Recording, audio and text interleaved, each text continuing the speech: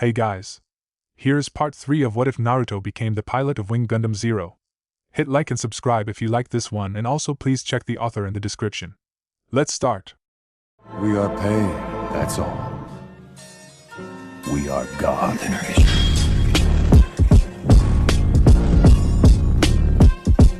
Chapter 23.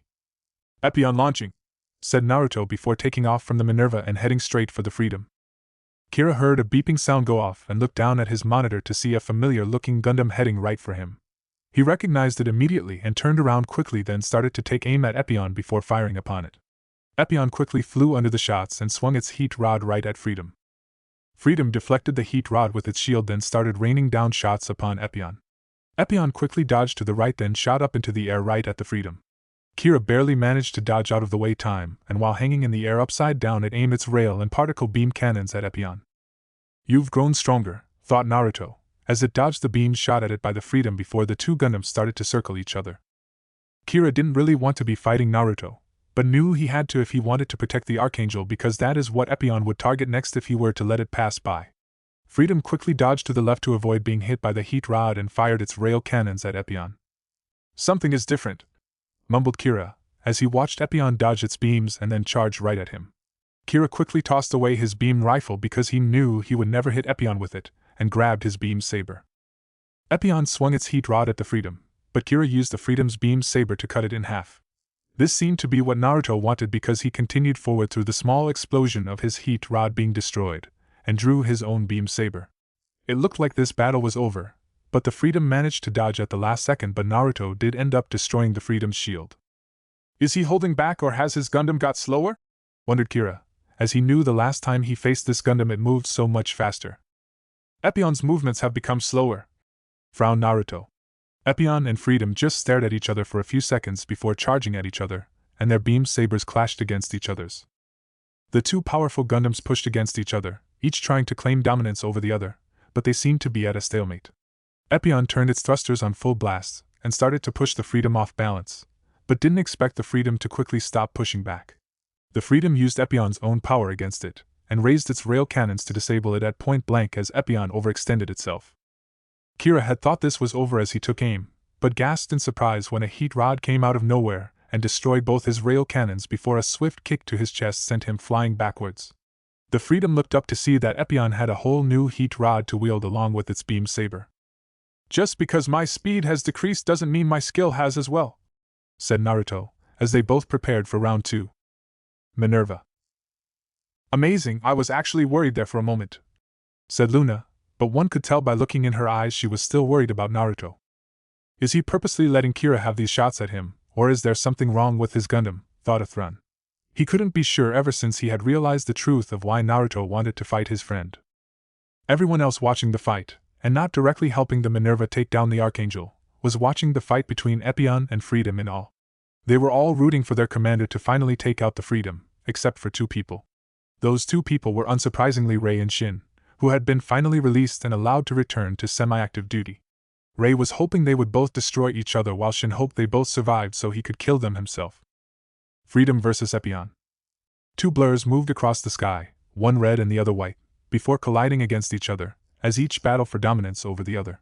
The Freedom had effectively lost all of its long-range weapons and was forced to engage in close-range combat with Epion. Epion had suffered some damage from the particle beams before it managed to destroy them, but otherwise, it was perfectly fine. I can't beat him at this rate, thought Kira, as he performed a back flip right above Epion's heat rod. There was a quick opening and the Freedom shot forward ready to take off Epion's right arm. Epion managed to dodge it at the last second, but not quick enough, as the Freedom had managed to destroy the pack on its arm that held its heat rod. We are both down to one weapon, said Naruto before charging forward. Freedom quickly raised its saber to parry the blow, but was unprepared when Epion's foot collided with its right kneecap. The blow was so powerful that it managed to completely break off Freedom's right leg at the kneecap, and the small explosion blew them both backwards. Ah, grunted Kira, as he regained his balance, and checked how bad the damage was. It wasn't too bad, but his speed had decreased by 9%, which meant he had to be extra careful. Freedom surprised Epion by wasting no time in charging right back at it, and Naruto grunted, as he was not prepared for the Freedom to recover so quickly. The guns mounted on Freedom's head pointed down at Epion and opened fire. Naruto gritted his teeth in pain before using Kira's own trick against him. Epion leaned back and let the freedom overpower it, causing the freedom to overextend itself as the Epion had did earlier. Kira barely reacted in time and raised Freedom's arm to block the incoming punch to his Gundam's head. The claw on Epion's hand punctured right through the Freedom's armor, and Naruto with incredible force ripped off Freedom's left arm. Naruto was unprepared though when Kira managed to quickly stab Epion in the side with Freedom's saber. Epion quickly grabbed Freedom Beam's saber arm and spun the Gundam around before launching it at the ocean and effectively removing the saber from its body in the process. Naruto gritted his teeth in pain as his cockpit started to go on the fritz, but knew he had to finish this fight now and charged right down at the Freedom. Epion's beam saber was poised to strike as it charged right down at the Freedom. Kira's eyes widened in horror and slowly raised his arm to parry the blow, and succeeded too, but before he could enjoy his short victory, the same hand that had tore off his left arm and plunged its claws right into Freedom's chest. Freedom's beam saber died down, and Epion's momentum took the Freedom and slammed it right down into the ocean where it created a large splash.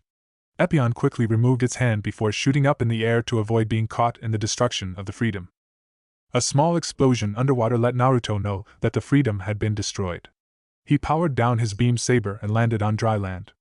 Epion lowered its head to see that the Freedom's saber had managed to deliver a blow to its upper left chest before it had gone down. "This is Commander Uzumaki, the Freedom has been destroyed," reported Naruto before closing the link, as he didn't want to listen to the reply. "Next time we meet, don't hold back, and go for the killing blow the next time it presents itself," said Naruto, as he looked at the damage to his chest and the hole on the right side of his lower chest. Minerva. Naruto exited his cockpit to see a bunch of people waiting for him, and knew they were probably here to congratulate him on his defeat of the Freedom. He sensed someone glaring at him and looked to the far left to see a Thrun glaring at him in anger with his hand clenched into fists at his sides. Luna was on the other side of him, but unlike a Thrun, she just smiled at him and waved. "Such a weird girl," mumbled Naruto before landing on the ground. The crowd of people quickly started to praise him, but one quick glare sent them stepping back with sheepish grins on their face. They continued to congratulate him, but from a distance as Naruto made his way over to a Thrun and Luna. "Congratulations, Commander, it sure did take you long enough," teased Luna before saluting him. "Thank you," said Naruto, but his eyes were focused upon a Thrun. "You," started a Thrun, but stopped when Naruto walked up to him and placed a comforting hand on his shoulder before leaning down to whisper something in his ear. "Your friend lives," whispered Naruto before brushing past the boy, and Luna quickly followed Naruto out of the hangar. A Thrun just stood there shocked, but soon he relaxed and a relieved look entered his eyes. "So, want to tell me what you said to a Thrun?" asked Luna hopefully. "His friend spared me, so I spared him in return, which is what I told a Thrun," answered Naruto cryptically. "Huh!" replied Luna confused. Naruto didn't bother to elaborate, and just kept walking, which caused Luna to just sigh at his behavior, but then she started up a different conversation. She was used to his behavior by now and didn't let it get her down anymore. "Archangel." "Ugh," groaned Kira, as he slowly woke up. His head was killing him and his muscles were extremely sore for some reason. "Kira," said a familiar voice, which the boy recognized as it belonged to Kigali. Kira had to blink a few times to regain his vision, but soon it cleared up and there looking down at him with worried looks in their eyes were Maru, Mirialia, and Kigali. "I am glad to see you are okay, Kira," smiled Maru with a warm look in her eyes. "Yeah, we were all worried about you for a while there," grinned Mirialia before she placed a tray of food in his lap. Kira looked at them all confused before the memories of his battle with Epion came back to him. It gave him a slight headache, but it soon cleared away and he asked the question that he was scared to have answered. "Is everyone aboard the Archangel okay?" asked Kira with a hint of worry. "Yes, we managed to escape at the last moment, but you should know the Freedom was completely destroyed," answered Kigali with an apologetic look in her eyes. "The Archangel took some serious damage, and it will take us a bit longer to reach ORB, especially with CFD actively looking for us," said Maru with a small sigh. "At least everyone is okay, that is what is important," smiled Kira, causing them to smile back at him. Once he realized everyone was okay, he started to think back on his fight with Epion, and couldn't stop wondering why Naruto didn't kill him when he had the chance. It would plague his thoughts all the way to ORB. Plants. So the Freedom has been destroyed, but no news on the Archangel, mumbled Durandal with a slight frown on his face. He was glad to hear that the Freedom had been destroyed, but he wasn't going to relax until he knew that the Archangel had been destroyed as well. There was also the problem in that he hadn't found the real Lakis Klein when he had forces looking out for her everywhere. The girl was definitely somewhere in space, but where he still didn't know and knew he had to find her soon. She would only cause problems for him in the future. Durandal just sighed before contacting one of his assistants via the intercom in his office. Ted, please have my shuttle prepared for me and find Lakis Klein.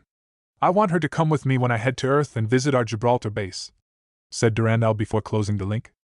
Gibraltar base. I didn't think we would ever reach this place, joked Arthur, causing Talia to smile slightly as they walked down the ramp and off the ship. It has been a long trip, but we made it in one piece so we can't complain, said Talia with a small smile. If it weren't for our pilots we probably would have never got here. They really pulled through, said Arthur.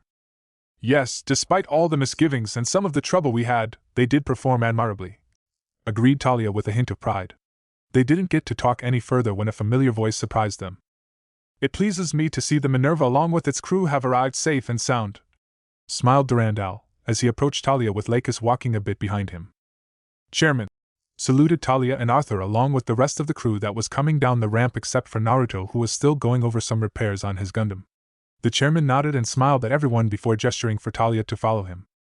It seems the Thrun is still aboard the ship if you wish to visit him, Lakis-sama, smiled Durandal. Thank you, Chairman, smiled Lakis before heading up the ramp. She didn't really want to visit a Thrun, but needed to keep up appearances. Minerva hangar. The damage is worse than I thought. It will take me some time to repair you, mumbled Naruto, as he went over the damage that Epion had sustained. Would you like some help? Asked the Thrun nervously. Naruto glanced at the boy from the corner of his eyes before gesturing for him to take the council next to him. The two worked in a comfortable silence before a Thrun broke it. I wanted to say thank you for spluttered a Thrun. There is no need to thank me. Had the freedom gone for killing blows I would have as well. It is as simple as that, replied Naruto dismissively. Yes, but you could have gone for killing blows despite that Kira didn't, and I thank you for that, pointed out a Thrun. Naruto just nodded his head because he realized the Thrun wouldn't drop the subject until he accepted his gratitude. Naruto-kun! Yelled a familiar voice, which caused both men to turn around to see a beautiful young woman with pink hair running towards them. A Thrun was surprised that the girl had called out his commander's name instead of his own and looked at her curiously. I mean, a Thrun-kun, it is good to see you again, corrected Lakis quickly, as she forced a smile on her face. Hello, Lakis, smiled the Thrun. Naruto merely nodded his head at Mir before going back to some of the data he was overlooking concerning Epion. What are you doing in Gibraltar? Asked the Thrun curiously.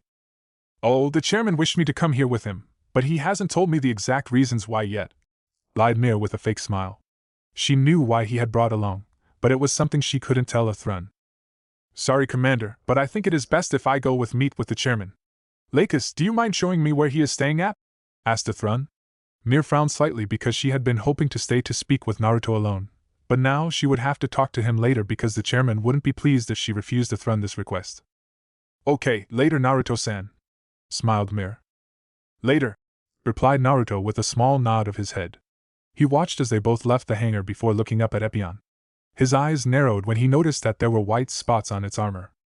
What does this mean, Epion? Wondered Naruto with a slight frown. A Thrun, Shin, and Chairman. I am glad you two could join me as I was hoping to get the chance to speak with you both, smiled Durandal. A Thrun and Shin saluted the chairman, while Mir stood behind the man with a red harrow in her hand. Before we speak though, I would like you both to take a look at these for me and tell me what you think, said Durandal, as the lights turned on to reveal two brand new Gundams. On my right is the Legend and the other is the Destiny, smiled Durandal, as he saw the look of awe on Shin's face, but frowned a bit when he saw a Thrun's eyes narrow in suspicion.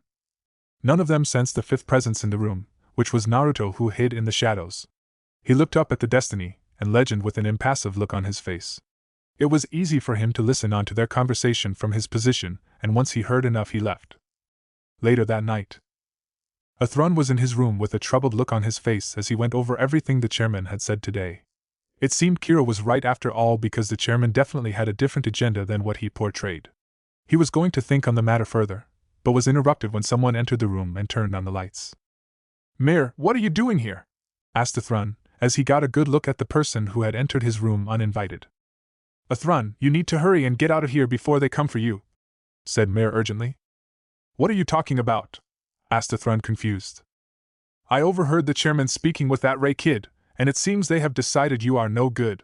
They are going to get rid of you," whispered Mir before telling him everything she heard. By the end of the story, Athrun had a hard look in his eyes and couldn't believe how foolish he had become. "The chairman is very smart and knows me very well, but I will no longer be a mindless puppet from him to use," said Athrun. Mir was about to tell he had to hurry, but then there was banging on the door, and they were demanding Athrun come out. "Come on, we have to leave," whispered Athrun, before grabbing Mir, and they both escaped out the window. Mir pulled her hand out of his, and this caused Athrun to look at her in shock. "Mir," started Athrun. "No, I can't leave," interrupted Mir fiercely. "Don't be a fool, Mir. You may be convenient for the chairman now, but he will get rid of you once he no longer needs you," said Athrun honestly. "I know," whispered Mir. Athrun looked at her in shock because if she knew, then why did she still wish to stay? "At first, I just really wanted to be Lakis, but then I met Naruto-kun. He became my friend even when no one else would and accepted me for who I was. I know he probably doesn't feel the same way, but he is the reason why I can't go with you. You probably can't understand, but if I leave with you I might never get to see him again," started Mir before her eyes hardened. "I left him once without so much as a goodbye, and I will not abandon him again. He is my friend and I won't abandon my only friend even if it means putting my life on the line," finished Mir, leaving no room for argument. Athrun was about to say something, but stopped when the sound of soldiers coming out of the window caused them both to look up. "He has Lakis-sama, take him out," yelled the leader, but before any of the soldiers could fire, a kunai pierced each of their gun. They all looked up confused before their eyes widened in shock as Naruto landed in front of them. Athrun and Mir watched in awe as Naruto took out all 3 soldiers in seconds before turning to face them. "Go with him, Mir, I will deal with any soldiers that come after you," said Naruto with a hard look in his eyes. "Naruto-kun," gasped Mir.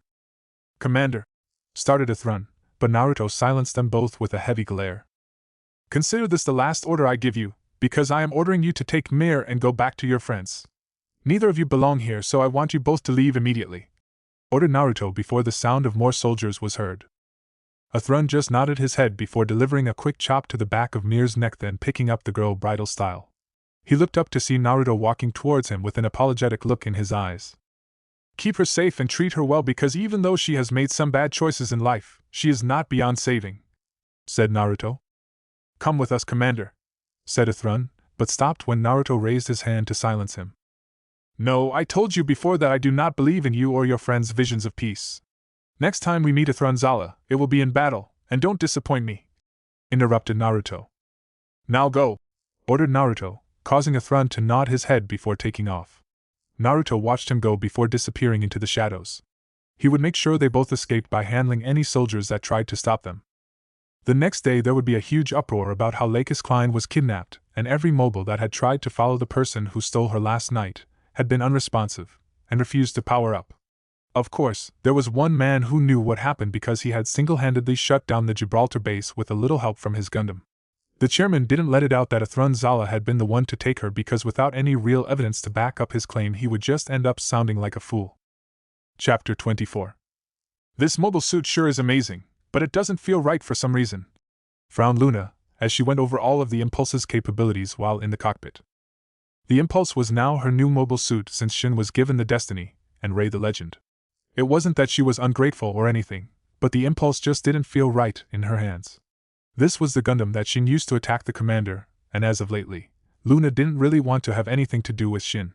He may have been a friend in the past, but all he kept doing now was glaring at Naruto or had that smug look on his face because he was one of the chairman's favorites.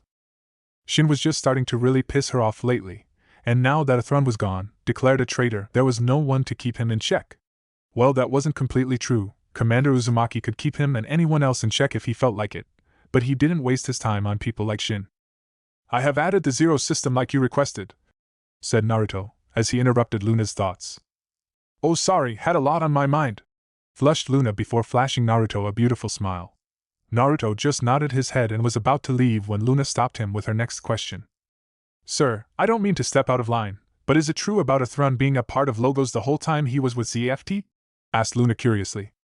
"You're not an idiot, so don't act like one," replied Naruto, causing Luna to blink in surprise before following Naruto down to the ground.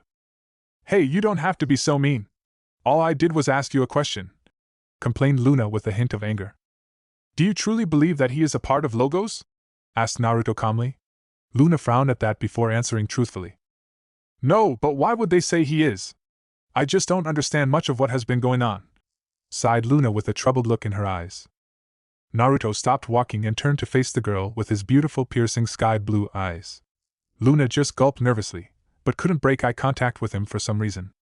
There are many things that you do not know, and if you continue to ask questions you will be putting yourself in danger. It is probably best if you didn't know the truth until you are stronger, said Naruto before turning away and heading out of the hangar. Commander? Gasped Luna, as she watched him leave. Epyon no longer lends me his strength. I can't protect you or anyone else anymore, thought Naruto with a grim expression on his face. Chairman. Damn that boy, by taking Mir he has ruined my plans for after we destroy Heaven's base, cursed Durandal angrily. Athrun not only took Mir, but they had failed to even follow after him because Rei and Shin were found knocked out, and with several broken bones in front of the Legend and Destiny. It wasn't until Durandal heard that he knew there had to be a third party which helped Athrun escape, but he couldn't figure out who. Could there have been a spy from the Archangel and the Earth Alliance forces that had arrived at Gibraltar this whole time? Whomever it is, Durandal planned on finding out who exactly they were, and then dealing with them accordingly. Of course, it would have to wait until after the operation to finally destroy Heaven's base where almost all of Logos was located. Once he finally dealt with Logos, he could make his move on ORB and focus some of his forces on finding the spy. Archangel. Mirialia was sitting at her station with a drink in her hand and looking at some old photographs she had taken. The last thing she expected was to get a message using an old frequency. She looked down at her console and her eyes widened in disbelief as she realized whom it was from. Kira, Kigali, I just got a message from Athrun. He is requesting we patch him through, yelled Mirialia. Athrun, gasped Kigali before racing over to see the message herself. Kira, what do you want to do? Asked Mira curiously. Kira looked thoughtful before nodding his head at the captain, then turning to face the monitor. Put him through, please, replied Kira. Mira just gestured for Mirialia to do as Kira said, and a second later Athrun appeared on the screen. They were surprised by how disheveled he looked, as his eyes seemed to be bloodshot as if he hadn't got any sleep in days. He wasn't wearing his pilot uniform either, which also got their attention because to forget one's uniform meant they were in some type of hurry. Kira, I know we haven't been on very good terms as of lately, but I need your help. You were right about the chairman, said Athrun with an apologetic look in his eyes. Athrun, what happened? Asked Kira worried. I have been declared a traitor and spy for Logos because I didn't wish to become a mindless puppet for the chairman to use. I managed to escape with some help, and I also have someone with me that you might like to meet. I understand if you are reluctant to trust me, but please, just allow me to meet with you one more time, pleaded Athrun. Kira, whispered Kigali. Captain, give him our coordinates and allow him to dock in the Archangel, said Kira with a reassuring smile. Right, you heard him, smiled Mira before she ordered the ship to break surface to allow another unit to dock. Thank you, smiled Athrun gratefully. Athrun just received the coordinates and started to head in that direction. A slight moaning sound made him turn his head and see Mir waking up from her slumber, which he had put her in. What happened? Where am I? Groaned Mir before her eyes snapped open as she suddenly remembered everything. Naruto-kun! Where is he? Demanded Mir. Calm down, Mir. Naruto is fine, and everything is okay.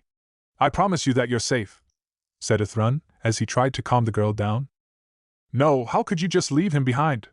Now the chairman will go after him once he finds out what he did, yelled Mir hysterically, as tears streamed down her face. Mir, that last thing Commander Uzumaki told me to do was to take care of you and keep you safe.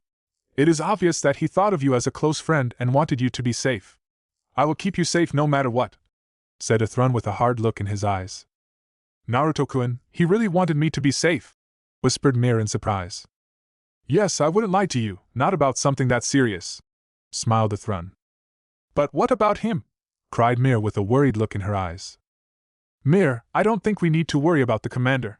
If there is one thing I know for a fact, it is that he is somebody who doesn't need anyone's help when it comes to surviving, replied Athrun seriously. Trust me, he will be just fine, and I am sure we will both see him again in the future, reassured Athrun, which caused Mir to calm down. Okay, nodded Mir, as she could tell by looking into Athrun's eyes that he had meant every word he had said. We are going to join the Archangel and its crew. I want you to stay by me at all times, because they might need a while to get used to your appearance, said Athrun. The Archangel, But isn't that the ship that attacked you and Naruto-kun? Asked Mir confused. Yes, but they aren't what you think. Just give them a chance. Naruto trusted me to take you to them as he knew I would be going to them, so just trust me when I say they aren't bad people, said Ithrun with a small smile. Mir just nodded her head, but inside she was a nervous wreck and she couldn't stop worrying about Naruto. Gibraltar Base. I am sorry, Epion, it seems like I couldn't keep my emotions locked away after all, thought Naruto, as he stared up at the powerful Gundam. The Gundam had finally been fully repaired, but it didn't matter, because Naruto doubted he would ever be able to use it again. Epion is a Gundam that strived off conflict and fighting, while eliminating all other aspects of one's life. Naruto had received this Gundam after waking up in the middle of nowhere, Canada, and the last thing he remembered was that vision of Nato Bajirul being killed by Lord Azrael. Everything else was just a big blur with a blinding white light. After that incident, Naruto realized he had made the mistake of getting close to someone again and threw out his emotions once and for all. This made him the perfect pilot for Epion, and no one could match him when he unleashed its full power. He had become the ultimate warrior and not even the Freedom stood a chance against him, but not anymore.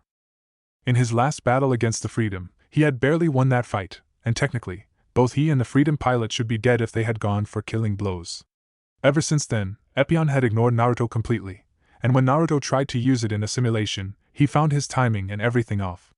Naruto had finally accepted the fact that he could no longer use Epion.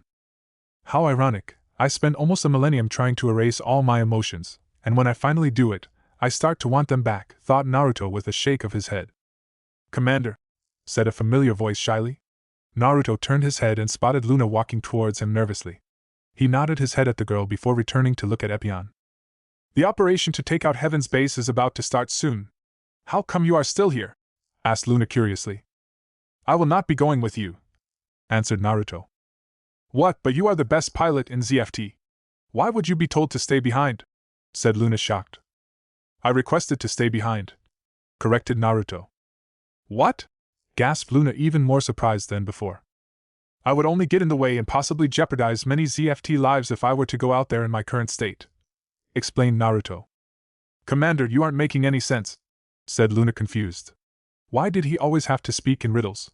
Didn't he know that she wanted to help him, and it would be so much easier if he gave her straight answers? If you want to master the Zero System, there is one thing you must always remember, said Naruto suddenly, as he turned to face Luna completely. What is that? Asked Luna curiously. Damn him for changing the subject like that and damn her for letting him. You must always remember who you are. The Zero will attempt to make you into the perfect soldier by erasing your personality and replacing it with one that will be better suited for battle, started Naruto, as Luna paid rapt attention. Do not let yourself become something you aren't. Remember who you are and don't let anyone or thing take that from you. Do you understand? Said Naruto seriously. Yes, sir, nodded Luna. Good, now go, you are needed for the operation at Heaven's Base, said Naruto before turning to face Epion. Luna wanted to say something, but for some reason the words just wouldn't come out.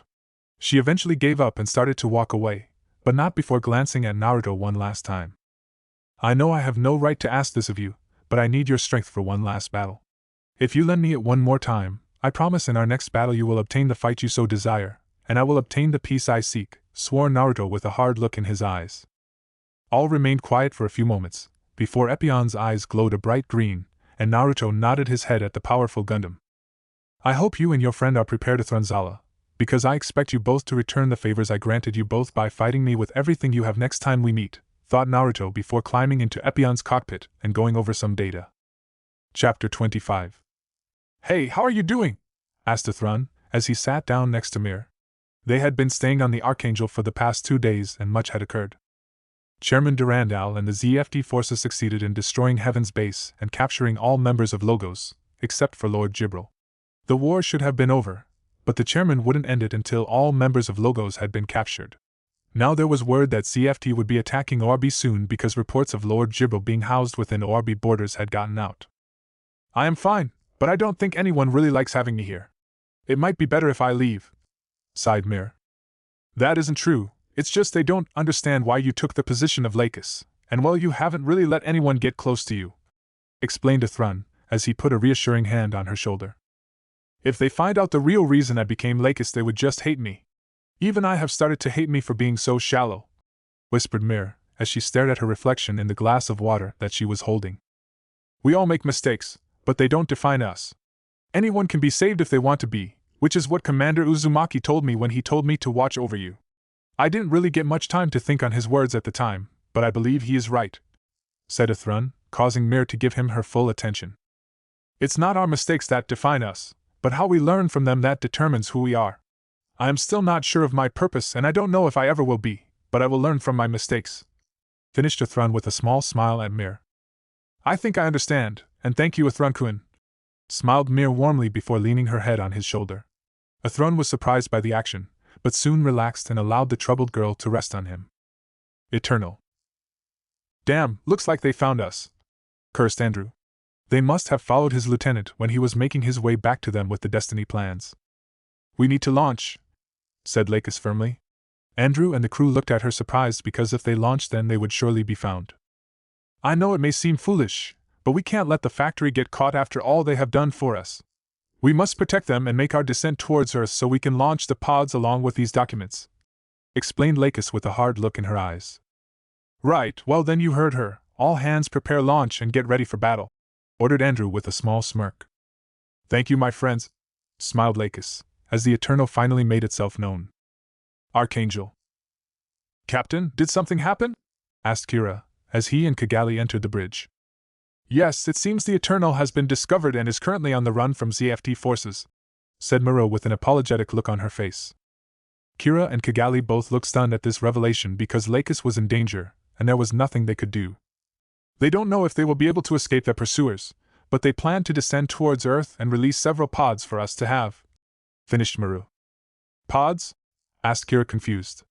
Maru just nodded her head while Kira looked down at the ground with his fist clenched in anger. He wanted to go to her, but she had wanted him to stay with the Archangel, and with ZFT planning to attack ORB soon he couldn't just leave. Kira was so confused because he didn't know what to do, but soon a familiar voice gave him the answer. Go Kira, said Athrun, as he entered the bridge with Mir at his side. What? Spluttered Kira. Go to her and protect her because if she dies then all hope will be definitely lost. You must protect her at all costs, repeated Athrun with a hard look in his eyes. He is right, the chairman will surely complete his goals if Lakis-sama is out of the picture, agreed Mir softly. Right, Kigali, I will be taking your strike rouge. Captain, tell them to clear the hangar because I am going to use the booster to get to her, said Kira before running out of the bridge. Will he be okay on his own? Asked Mir curiously. Yes, Kira will not let anything happen to Lakis, replied Athrun with a knowing look in his eyes. Gibraltar Base. Naruto stared up into the sky and it was as if he could see clear into space because not once did he blink. It was as if he was watching something happen in space because his lips twitch a bit, but the smile never fully formed. Even Epion's eyes glowed in delight, which meant there was something definitely going on in space. So, the freedom is reborn and this time you are even more powerful than before, said Naruto, as he continued to stare up into the skies. Chairman. Shin-Rei, it gives me great honor to present you with these. I hope with them you will both continue to fight and protect the peace that we all desire, smiled Durandal, as he presented each pilot with a Faith member badge. Luna watched the whole affair with a fake smile on her face while inwardly she couldn't help but feel this was wrong. Shin and Rei were excellent pilots, far better than an average pilot, but did they truly deserve to become members of Faith? Faith was an organization that consisted of pilots who had achieved outstanding recognition during battles and neither had really done such that. The Minerva did participate in many battles on its way to Gibraltar, but during those battles, it was mainly Naruto that had truly turned the tides in those battles. Rei, like her, though she hated to admit it, didn't really do all that much, until this current battle where each of their Gundams managed to take down several destroyed Gundams. Shin's only real accomplishment was taking out several ORB ships, but that wasn't that impressive due to the fact that the Freedom had shown up and disabled practically every mobile suit on both sides. Not to mention that Shin did disobey orders several times and even attacked a superior officer, and if anything, Shin should be in a military holding cell for treason. Could this possibly be a reason why Athrun ran away? Is this what Commander Uzumaki was warning me when he told me not to start asking too many questions concerning what is going on, thought Luna, as she frowned inwardly. Something was definitely not right about all this and Luna was going to try her damn best to figure out what was truly going on. Chapter 26. Commander, yelled Luna, as she ran towards Naruto, who was as usual working on Epion all by himself. Yes? asked Naruto curiously, as he typed in a few new data sequences. Is it true what they say about CFT forces launching from Carpentaria towards ORB? Asked Luna, as she took a second to catch her breath. Yes, it has been found that Lord Jibril is being housed by the Saran family, but the current leader of ORB is refusing to hand him over. ZFT will strike at ORB within a few hours if they continue to house the leader of Logos, answered Naruto calmly, before getting up and moving over to a separate station. Why would ORB do such a thing? Wondered Luna, not believing that they would provide sanctuary to such a horrible person. ORB has always been ruled by weak and selfish leaders, replied Naruto with a hint of anger. I guess, but do you think they will succeed in destroying ORB? Asked Luna with a small sigh. That depends, shrugged Naruto before nodding his head in satisfaction at Epion's performance in the simulation he just performed. Depends on what? Frowned Luna. On how hard you will fight to beat them, since the Minerva will be launching in 30 minutes to help the Carpentaria forces, said Naruto to the surprise of Luna. How did you know that Minerva would be heading to ORB? Spluttered Luna before mentally smacking herself in the head, as she remembered whom she was speaking with and how stupid that question was now. Naruto didn't bother to answer that question because he realized Luna already knew how he knew about the Minerva heading towards ORB. I have been doing a lot of thinking lately, and I can't help but feel I am fighting on the wrong side. I mean, at first I was fighting because I wanted to help do what was right, but it doesn't seem like that ZFT cares about that anymore. The chairman seems to have a whole different agenda and it worries me, said Luna. Naruto stopped what he was doing and looked at Luna with a slight frown before saying something that caught Luna's attention. It has been my experience that people fight for 3 main reasons, started Naruto, as Luna paid close attention. The first reason someone fights is because of sense of loyalty to one's nation and home. To people who fight using this reason, it doesn't matter what monstrosity their nation may cause or what order they may be given, they still follow through with it because that is their home that contains the people they care about. Then again, a person may just have a strong sense of loyalty to whatever side they are on because they don't believe in abandoning those who have come to rely on them, said Naruto. The second reason is a personal agenda, whether it is revenge or the desire to protect something or someone. There are a variety of personal feelings that cause one to fight for their beliefs, such as the Archangel, which fights for peace or to protect ORB. Paused Naruto before moving on to the last reason. The last reason is because they have no other option. It is not unusual for some people to be forced to fight even if they don't want to. Many people get dragged into wars and soon find they are unable to get out of it for some reason or another, finished Naruto before addressing Luna directly. The question is, what reason do you have for fighting? Do you fight merely because you are a soldier of ZFT and will follow orders like a good soldier of your nation? Maybe you have some personal belief that makes you fight and being a member of ZFT helps you achieve whatever your belief happens to be. Or could it be someone is forcing you to fight even when you don't want to be? This is something that only you know the answer to, said Naruto seriously, before looking back at some of the data Epion just sent him. Now go, the Minerva will be leaving soon, ordered Naruto. Luna just nodded her head and slowly left the hangar. Many thoughts crossed her mind as she thought over what her commander has just told her. She would have much to think about during the battle against ORB. Minerva. ZAFT had started their attack on the ORB nation, and as predicted, they were pushing the ORB forces back. Despite ORB's incredible military power, they had a hard time standing up against CFT, because their hearts just weren't in it. If something didn't occur soon, then the nation of ORB would be destroyed. I think it would be best if I launch, said Ray, as he prepared to leave, but was stopped by Shin. No, if anyone is going to destroy ORB, then it is going to be me, said Shin angrily, as he stood up and brushed right past Ray. Luna watched them both curiously, before her thoughts turned inward. She was still thinking about Naruto's words and they were troubling her greatly. Why do I fight? Wondered Luna. This is a question that would continue to plague her during the whole battle. Battle of ORB. Naruto watched the Battle of ORB with an impassive look on his face. If there was one thing he could say about this nation, was it reminded him slightly of Konoha, because just when it seemed all hope was lost, they all started to fight even harder once their true leader had arrived. The flames in their hearts had been reignited and now ZFT was the one being pushed back. He was even more impressed by the sight of the new Gundam that Kigali was piloting. The ORB-1 Akatsuki, that particular name brought up bad memories, but it was a fitting name for the Gundam as it had brought hope back to the ORB forces and a red dawn to the approaching ZFT forces. Its abilities weren't all that impressive, but sometimes a little hope is far better than having a weapon of mass destruction. Perhaps ORB possesses the will of fire after all, thought Naruto, as he watched them continue to push back the ZFT forces. He sensed a familiar presence, glanced over to where the Minerva was located, and watched as the Destiny launched. Now, the true test for ORB's survival would begin, and it was time to see how they would deal with this new foe. Despite the fact that Naruto didn't think Shin deserved to wield such a weapon, there was no denying that the boy was a formidable opponent while in that Gundam. So you have come as well, thought Naruto, as his senses went off again, and he looked up to the sky where he could clearly see the freedom and justice entering the atmosphere. He could hear Epion's mental call to him, and knew it wanted to join the battle, but Naruto calmed it down by reassuring that it would get its chance. There would still be one last battle after this one. Naruto hoped the pilot of the Freedom and Ethrun were ready. Looks like ORB will survive after all.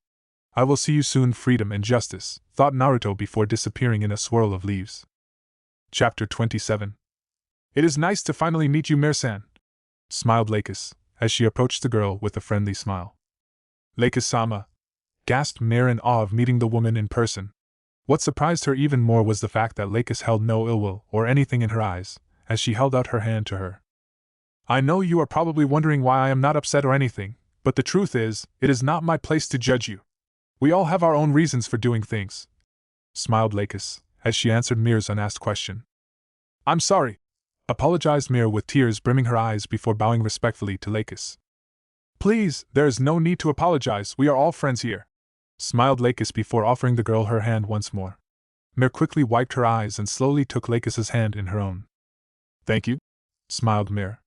Lakis returned the smile, but both women didn't say anything more as the Freedom and Justice returned from battle. Gibraltar Base. I failed, I let that monster get away, thought Luna, as she hugged her legs to her chest.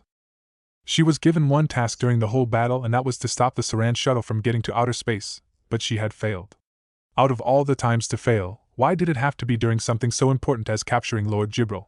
Now the war would continue and it would be in part her fault. This sulking doesn't suit you, said a familiar voice. Luna looked up and was shocked to see her commander standing in front of her with a disapproving look in his eyes. Anything that happens from this point forward is partially my fault, whispered Luna before wiping her eyes and refusing to look Commander Uzumaki in the eyes. After everything he had done for her, how helped her become a better pilot that people were starting to look up to, she had failed him in the worst way. I remember the first mission I truly failed, said Naruto, as he took a seat next to Luna. The girl still wasn't looking at him, so he continued to speak anyway, and maybe by the time he was done she would be able to forgive herself. It was to rescue my best friend because he had been captured by a group of people.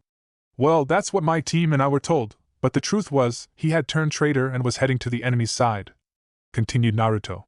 Luna now gave Naruto her full attention because she had never once heard speak of his personal life.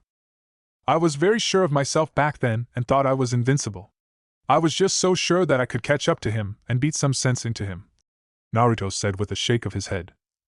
Anyway, I finally caught up to him, but by then I was alone because the rest of my team had to stay behind and fight off those who had helped him escape.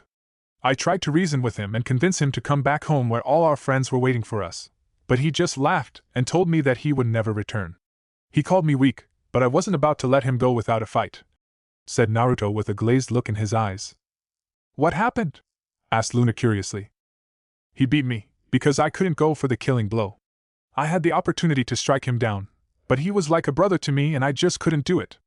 I let him go believing that I would have another chance to bring him, but it wouldn't be until later I would learn how foolish I had become, sighed Naruto. Luna was shocked, because she just couldn't believe that someone had been able to beat Commander Uzumaki. If there was one person she thought to be a beacon of power, then it was Commander Uzumaki, because no one had managed to be able to beat him. A few years later, I received word about him, but to my shock I had also heard of the many deeds he had committed while away. At first, I didn't want to believe he could be capable of them, but I soon accepted the truth and then I started to feel extreme guilt. All those innocent people died because I let him go instead of finishing him off when I had the chance, said Naruto. It wasn't your fault though, you can't control what he does, argued Luna before her eyes widened in shock as she realized what she had said. Naruto then did something that shocked the girl. He smiled at her before standing up and making to leave, but not until he said one last thing. That's right, it wasn't my fault because I am not responsible for the choices he made in his life. You may have failed in capturing Gibril, but what he does now isn't your fault because the choices he makes are his own. What matters is you tried your best and that is all, smiled Naruto before leaving Luna to think about what he said. Chairman. Damn that nation, cursed Durandal angrily. He had almost succeeded in destroying the only nation that had a chance of disrupting his plans. That wasn't the only problem though. No, another problem was that boy, Kira Yamato, and that damn Lakis Klein. They needed to be dealt with swiftly, or he had no doubt his plans would fail. The only problem was that Rei and Shin had both failed to take out the Freedom, especially when the Justice showed up to lend the Freedom its strength. It seems I have one last mission for you after all, Naruto-san. Show me your true power and destroy the Archangel along with all of its crew, thought Durandal with a grin before contacting the man.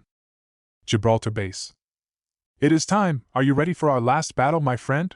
Asked Naruto, as he looked up at Epion. He had just received a personal mission from the chairman to eliminate the Archangel along with all of its crew. Naruto knew the man was using him, but that didn't bother him because he had been waiting for this for quite some time now. This would definitely be his last fight, and then he would see his friends again. He would have to do something underhanded to force the Freedom and Justice fight him at full strength, but that was okay. It would prepare them for dealing with the chairman after their fight, because the man would no doubt try his own underhanded way of destroying them. Epion responded by kneeling down and holding out its hand for Naruto to climb in, but just as he was about to step onto it, he stopped. A familiar purple-haired girl popped into his head and he paused in mid-step. It seems I have to see someone before I go, but do not worry. I will be back in a few minutes, said Naruto before going to where he knew the girl was located. People may have forgotten how to use their chakra, but that didn't mean it ceased to exist, which is how Naruto was able to locate Luna. The girl was busy going over some data in the impulse and was so concentrated with her task that she didn't even know Naruto was there until he announced his presence. You seem busy, stated Naruto calmly. Luna jumped in surprise because Commander Uzumaki had just scared the hell out of her, and was that an amused look in his eyes. That isn't funny, you scared me half to death, glared Luna. I apologize, but I wish to give you something before I left, apologized Naruto before reaching into his uniform and pulling out a small disc. You are leaving, where are you going? Asked Luna worried. I have been given a mission that is highly classified, so I can't give you the details, but I wanted you to have this just in case I didn't return, replied Naruto, as he placed the disc in Luna's hand. The girl closed her hand over it gently before looking at Naruto with a confused look in her eyes. What do you mean in case you don't return? What is going on? Asked Luna scared. Naruto just smiled sadly, as the girl gripped his uniform and gently removed her hands from him. If you should find yourself trapped here and wish to break free, that disc will provide you with what you need to escape and fight for what you believe in. I don't want to see you get hurt while I am gone, so think of this as my way of providing you with protection since I can no longer do it personally, said Naruto softly, before turning to leave. Luna wanted to move, but for some reason, her body was frozen and wasn't responding to her. Naruto walked about 10 feet away before pausing and then looking up at the ceiling with a small smile on his face. You have become precious to me, and in another lifetime, I would have loved to stay with you, but I am just so tired. I hope you can forgive me one day, and maybe the next time we meet, things will be different, smiled Naruto, as he glanced at the girl before leaving the hangar. Goodbye, Luna, whispered Naruto, but Luna heard him loud and clear. Luna had tears streaming down her face because if she was worried before this broke it for her. Her commander had never called her by her name in all of the time she had known him, and she could tell by his goodbye that she would never see him again. Archangel. How are you doing? Asked Mir, as she sat down next to Athrun. He was currently sitting on one of the boxes in the hangar while staring up at the Justice. You shouldn't ask him that question, he'll say I'm fine, no matter what, smiled Kira, as he entered the hangar with Lakis at his side. He is right, smiled Lakis warmly. Mir smiled at that as well because Athrun just rolled his eyes at the two. I really am fine, I was just thinking about a few things, said Athrun. So Kira isn't the only one wondering about why Mr. Uzumaki didn't show up with CFT during the attack on Orbi, said Lakis knowingly. Athrun's eyes widened before looking over at Kira to see that his friend had been thinking about that as well. Naruto-kun, whispered Mir. Yeah, out of everyone there I really expected to see him during the attack. He did tell me the next time we would meet it would be in battle, frowned Athrun. He told me the same thing before destroying the Freedom and sparing my life, said Kira to the surprise of Athrun. I don't know how he did it, but he somehow hacked into my frequency and left that message for me. It was the last thing I saw before I ejected from the cockpit, explained Kira. Naruto-kun isn't a bad person, he is just following orders, defended Mir, her eyes pleading for them to understand. You are right, of course, but there is more to it than that. He doesn't fight because he enjoys it or to follow orders, but so he can obtain what he believes peace to be, said Lakis with a sad smile. He fights in hopes that he will find someone that will be able to beat him so he can see his friends again, confirmed Athrun. What do you mean? Asked Mir confused.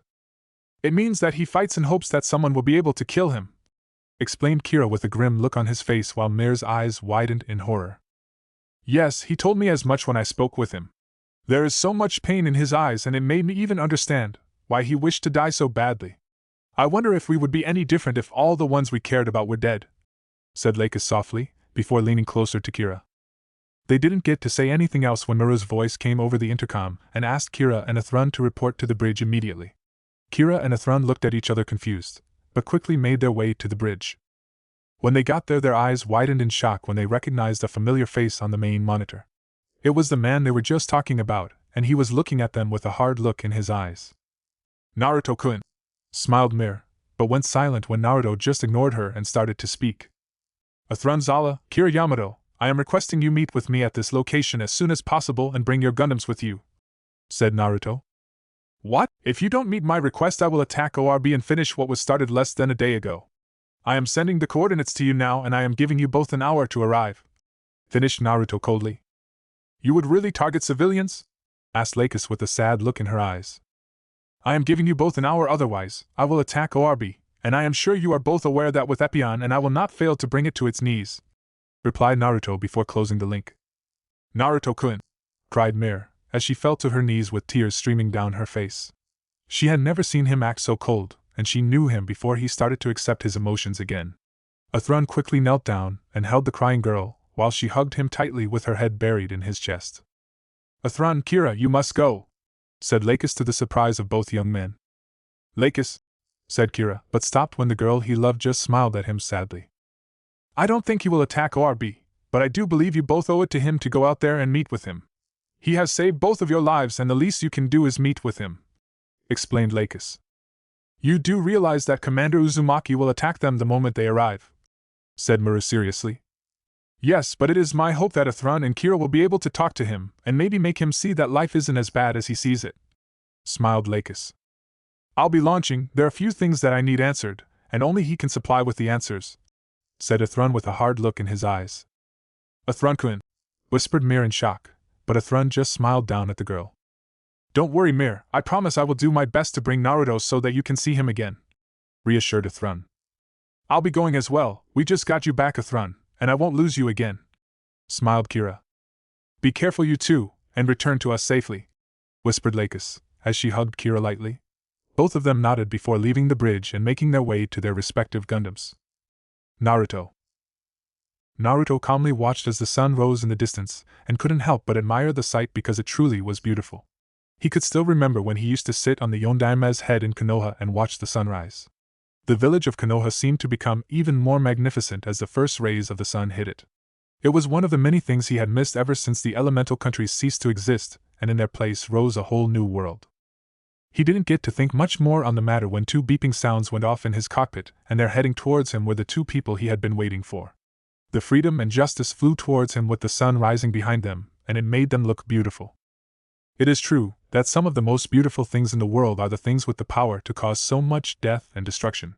Then again, these particular models of Gundam were built for the purpose to protect, which is probably why they seem to glow even brighter than their predecessors, thought Naruto.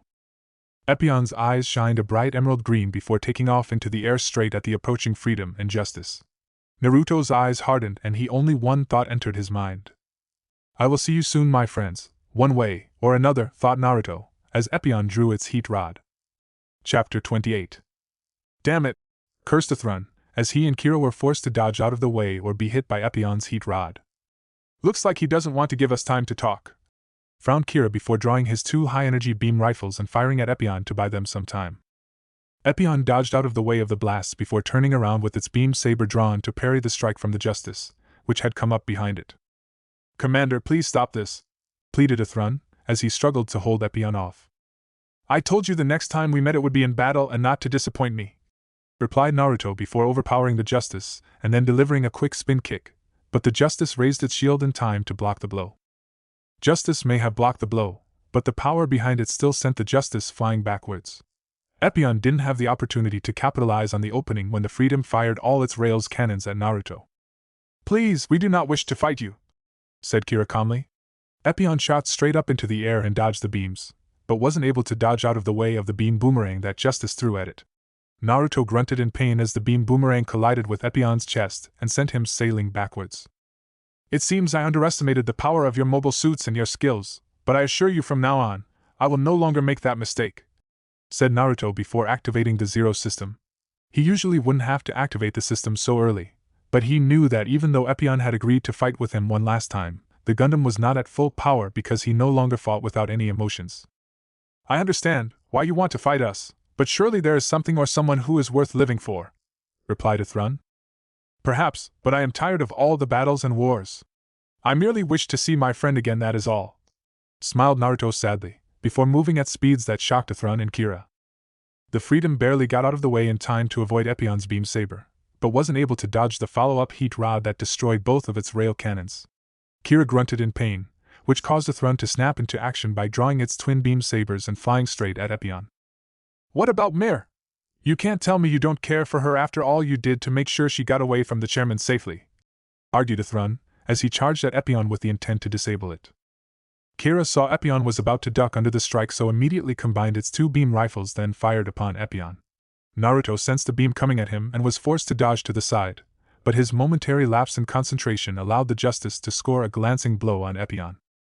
Better, but you are both still holding back, said Naruto, as he floated off to the side in front of the Freedom and Justice. We won't give you what you want, said Kira firmly. Commander, please don't make us fight you, said Athrun, as he floated next to Kira in front of Naruto. If it makes you feel any better, I am sorry for making you do this, but only you two have the power to beat me, so this is what I must do, replied Naruto before spinning its heat rod around and charging right at the Freedom and Justice. The three Gundams continued to battle while elsewhere another player in the war was planning the destruction of the plants. Earth's lunar base, far side of the base. Lord Jibril, we did not expect to see you so soon, saluted the general along with the rest of the soldiers. Yes, well, that damn Durandal forced me to escape from Earth sooner than I anticipated. I plan on having my revenge though, and I will need the power of the Requiem to make it happen, grinned Jibril. I am glad to hear that. It has always been a great worry of mine that we were instructed to build this weapon, and then its power would be wasted when they decided to not use it, smiled the general. Just tell me whether it is ready to be fired or not, ordered Jibril impatiently. The weapon itself is fully operational, but it will take some time before the colonies are in position and for it to charge up, answered the general. Perfect, I want you to target the capital of the plants, and make sure to do whatever it takes to get it done quickly, smirked Jibril. Epion versus Freedom and Justice. Epion landed on the ground and quickly did a back flip as a beam created a small crater in the spot it was just in. Naruto noticed the Justice coming up behind it and quickly slammed Epion's hands into the ground and used all its strength to pull out a large boulder. The Justice had no time to dodge as Epion slammed a huge boulder, which was easily the size of a mobile suit, right into it. Ah! Screamed Athrun in pain, as his cockpit went on the fritz from the hit. Justice slammed into the ground and took some time getting back up from the powerful blow. Athrun! Yelled Kira before drawing his beam saber and charging down at Epion. Epion quickly spun around and caught Freedom's arm before flipping the Gundam over its back and slamming it into the ground. Epion then went for the finishing blow, but was knocked backward when Justice's shield knocked it backwards. Naruto gritted his teeth in pain before quickly regaining his balance. Are you okay, Kira? Asked Athrun, as he tried to control his heavy breathing. The Freedom slowly stood up before Kira let Athrun know he was okay. Yeah, I am fine, panted Kira. It has been a long time since I have truly enjoyed a fight like this, said Naruto, causing Kira and Athrun to look at him incredulously. Commander? Asked Athrun confused. I remember, I used to love fighting, and testing my skills against my friends as we each push each other to grow stronger, explained Naruto with a wistful smile, as he could just picture Lee yelling about the flames of youth. You two probably don't understand, but you can't deny the adrenaline rush and thrill you have been getting during this fight. If you truly did not want to fight, then you wouldn't have started to go on the offensive. A part of you is enjoying this, said Naruto with a small smirk. Kira and Athrun both started to relax and a small smile appeared on each of their faces because they couldn't deny what the man was saying. It did feel good to test their abilities without being in a life-or-death situation for once. At first, the fight seemed to be a life-and-death battle, but now, it was like a friendly spar where each of them was pushing the other to their limits. Come on, you two, show me what you can truly do, smiled Naruto before charging right at them. The Freedom shot up into the air and the Justice dodged to the side, but neither of them were prepared when Epion used its heat rod to grab Justice's shield that was lying on the ground and flung it right up at the Freedom as it prepared to fire upon Epion. The shield deflected the beams before slamming right into Freedom's chest while Epion engaged Justice in a saber fight. "I know I asked you this before, Commander, but why did you save during the last battle?"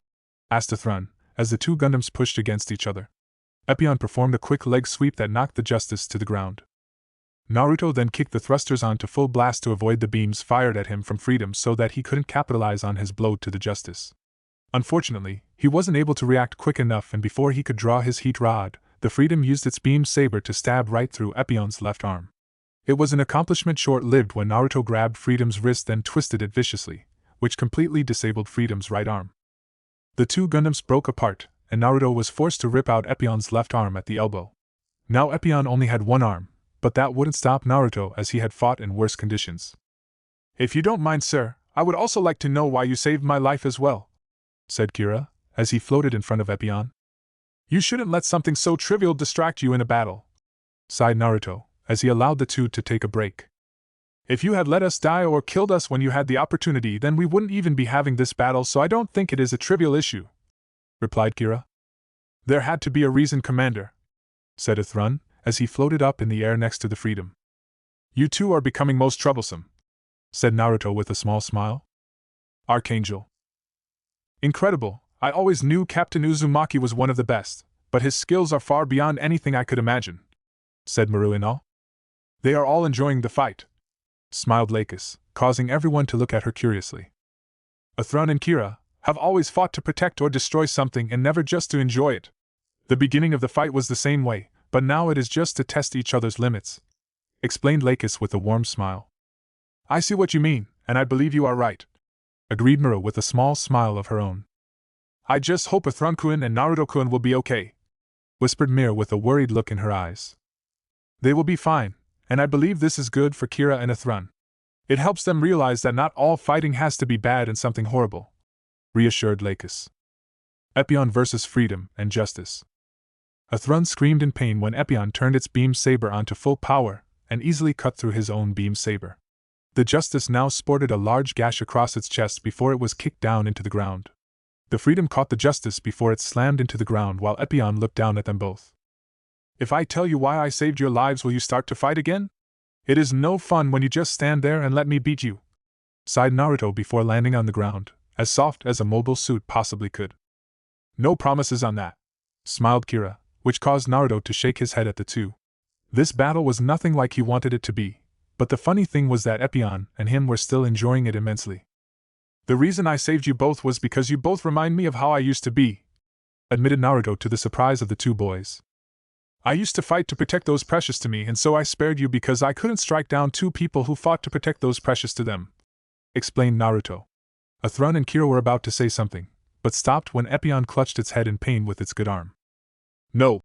gasped Naruto, as he just received a vision of millions of people screaming out in pain.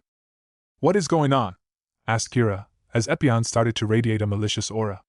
Athrun's eyes widened in horror when Epion's left arm grew back good as new and its eyes started to glow bright red. Kira and Athrun had no time to react when Epion blurred out of existence, and then slammed into each of them, and knocking them backwards while taking each of their shields. They then watched in awe as Epions took off into the sky at impossible speeds and straight into outer space. "Archangel! What just happened?" gasped Maru in shock. There was no way she could have seen what she just saw. "Something is wrong, Captain. Please have Kira and Athrun return to the Archangel immediately," said Lakis with a worried look in her eyes. "Naruto-kun, what is happening?" whispered Mir in confusion. "Earth Lunar Base, far side of the moon. Requiem is ready to fire, sir," reported the general. Lord Jibril started to laugh with an insane glint in his eyes as he reached down to grab the controller. "It is time I play a Requiem for you and all your kind," grinned Lord Jibril before pressing the trigger and firing Requiem right at the plants. ZFT and Earth forces. "What the hell is going on?" demanded Azak, as he detected a high-energy concentration coming from the far side of the moon. "The beam, it's bending," gasped Durka in disbelief. Everyone watched as the powerful beam bended several times before it headed in a direction that made all of the ZFT forces' eyes widened in horror. "No, it's heading for the plants," screamed Izak in horror. The Requiem beam headed straight for the plants, and there was nothing anyone could do to stop it. At least, that is what everyone believed until a mobile suit surrounded by a red malicious aura appeared in front of the plants with a shield in each hand, and 9 tails floating behind it. "I won't allow you to strike down innocent people," growled Naruto, as his eyes turned blood red with a black slit for pupils. The Requiem beam collided against Epion and shocked all those watching as it wasn't destroyed, but was actually holding the beam off. "No way!" gasped Durka in awe. All of the ZFT forces watched with hope-filled eyes and prayed that Epion would be able to hold the beam off, but their hope started to dim when Epion was slowly being pushed back. The armor on Epion started to crack and the shields in its hands started to disintegrate from the powerful beam. "I can't hold it," thought Naruto in horror, as he was slowly pushed back and he drew closer to the plants. "No," thought Naruto as his eyes hardened. If he was going to die here, then he would make sure he protected these people before he perished. No matter what, he was not going to let millions of people die because he had grown weak. "Please, Epion, I know you don't fight to protect, but lend me your strength," yelled Naruto before pouring everything he had into one final push. A loud roar was heard throughout space and a large fox head appeared above Epion before slamming into the blast. A second later, a large explosion occurred and the blast was so huge that all those watching the scene were forced to turn their heads. When it finally died down, they all turned to see that the plants were unharmed, but the same could not be said of Epion. The demonic Gundam floated in front of the plants with both arms missing and the rest of its armor completely cracked. It started to glow red every few seconds as if it were ticking down before it exploded. "They are safe," smiled Naruto, before Epion blew up with him still inside it. The greatest warrior to ever live had finally obtained his peace. Chapter 29. "Commander," whispered Luna before punching the wall nearest her. She had found out less than 3 hours ago that Commander Uzumaki had died protecting the plants from an Earth Forces weapon called Requiem. When she first heard what happened, she had refused to believe it. Her mind just refused to accept the fact that the man she had come to have deep feelings for was gone, but then she saw the footage. She stood there and watched as he did the impossible, then instead of surviving through it like he always did, his Gundam exploded. Luna never remembered crying so hard in her life, but quickly snapped out of it when she received word that the Minerva would be helping the ZFT forces assault on the Earth's lunar base. Luna's eyes hardened as they approached the base because this time she wouldn't fail. She would make sure she destroyed that bastard Jibril and make him pay for taking away Commander Uzumaki from her. If anyone tried to get in her way, then she would just have to deal with him, or her as well. "Archangel." "Mir," whispered Athrun softly, as he entered the room. He knew the girl was awake because he could see her body shaking slightly as she continued to cry. "Mir, come on, you can't hide in here forever," said Athrun, as he placed a hand on her, causing the girl to stiffen slightly. Mir quickly wiped her eyes before sitting up and looking at Athrun with red eyes while her cheeks were stained with tears. "Why did he have to die? Why did he have to go?" sniffed Mir, as fresh tears fell from her eyes. "I don't know, but I believe this is the way he truly wanted to die," said Athrun with a small smile. Mir looked at him confused and begging him to explain it to her. "When Kira and I were fighting with him, we noticed that as the fight went on, he didn't seem to care about dying anymore. It was strange, but even I started to enjoy the fight and I honestly didn't want it to end," explained Athrun. "I don't think he wanted to die fighting anymore. I believe that he probably was more at peace protecting innocent people than fighting," smiled Athrun, as Mir thought over what he said. "I miss him so much," whispered Mir, as she leaned her head on Athrun's shoulder. Athrun put an arm around Mir and let the girl rest on him with a sad look in his eyes as well. "So do I," said Athrun, as he tightened his grip around Mir, and she buried her head further into his chest. Battle of Daedalus. ZFT had finally commenced their attack on the Earth base on the far side of the moon, and leading the charge was the Legend, Destiny, and to many people's surprise, the Impulse. "I will destroy you all," thought Luna, as she drew the Impulse's beam saber and started to destroy every mobile suit and armor that got in her way. The Zero system was activated and data was being fed to her at insane rates, which let her take out any enemy faster than anyone thought possible. Even Rei and Shin were not even close to take out as many as the enemies as Luna had in the Impulse. 3 destroy Gundams blocked the Minerva's path, but that didn't stop Luna. "Get out of my way!" yelled Luna angrily, as she flew right at the destroy Gundams. The Zero easily told her the easiest way to take out the Gundams, which she did without hesitation. The Impulse grabbed the first destroy Gundam and turned it at one of its allies just as it was about to fire. Once it had destroyed the one of the right of it, Luna then stabbed her beam saber through its cockpit, and then quickly headed straight for the base up ahead. She let Rei and Shin deal with the last one because she had more important matters to deal with than some foolish mobile suits that were stupid enough to get in her way. Requiem. Sir, they are breaking through our lines of defense. We won't be able to hold them much longer, reported a soldier. Damn it, is the Requiem ready to fire again? Growled Jibril angrily. At its current power it won't even reach past the first relay point, said the general with a frown. That's fine, fire it now to get rid of all the ZFT forces at the first relay point, that way we can escape. So long as I am alive we can continue our goals to destroy those damn coordinators, grinned Jibril. The general just nodded his mien before ordering his men to fire the Requiem, and then they both left so that could escape safely. Luna. Where are you? Muttered Luna, as she flew into the base, and started to destroy every ship and mobile suit. She was systematically making her way through the base as the Zero gave her a complete layout and pointed out all possible exits of escape. There was no way she was going to let that bastard Jibril escape a second time. Not after what happened to Naruto, but before she could continue to destroy the exits, she detected a large high energy, and knew that they were planning to fire the Requiem again. Luna was not going to allow that to happen again and made her way to the control center. It didn't take her too long to get there with the Zero guiding her, and quickly raised her beam rifle at all those within the center. They didn't even get a chance to scream or surrender before the impulse fired several shots and completely destroyed the center. You're next, Jibril, smiled Luna with a hysterical look in her eyes. The Zero didn't take long to provide Luna with what she wanted, and soon the girl was racing outside the base. Jibril was about to escape in the Gertie Lu and was already thinking of a new way to destroy the coordinators along with the plants. He could already see himself finally destroy all those damn coordinators, but that dream was interrupted when the engines on his ship were destroyed. His eyes widened in horror when a Gundam appeared in front of him with its beam saber raised high above its head. Time for you to die for what you did, yelled Luna, but right before she swung downward, she received a vision that made her eyes go wide. Flashback. If you want to master the Zero system, there is one thing you must always remember, said Naruto suddenly, as he turned to face Luna completely. What is that? Asked Luna curiously. Damn him for changing the subject like that, and damn her for letting him. You must always remember who you are.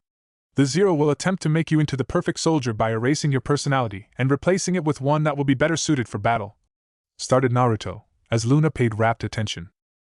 Do not let yourself become someone or something you aren't. Remember who you are and don't let anyone or thing take that from you. Do you understand? Said Naruto seriously. End flashback. Remember who I am, whispered Luna, as she lowered her beam saber. This wasn't who she was, this taking her anger out on people, and wanting revenge.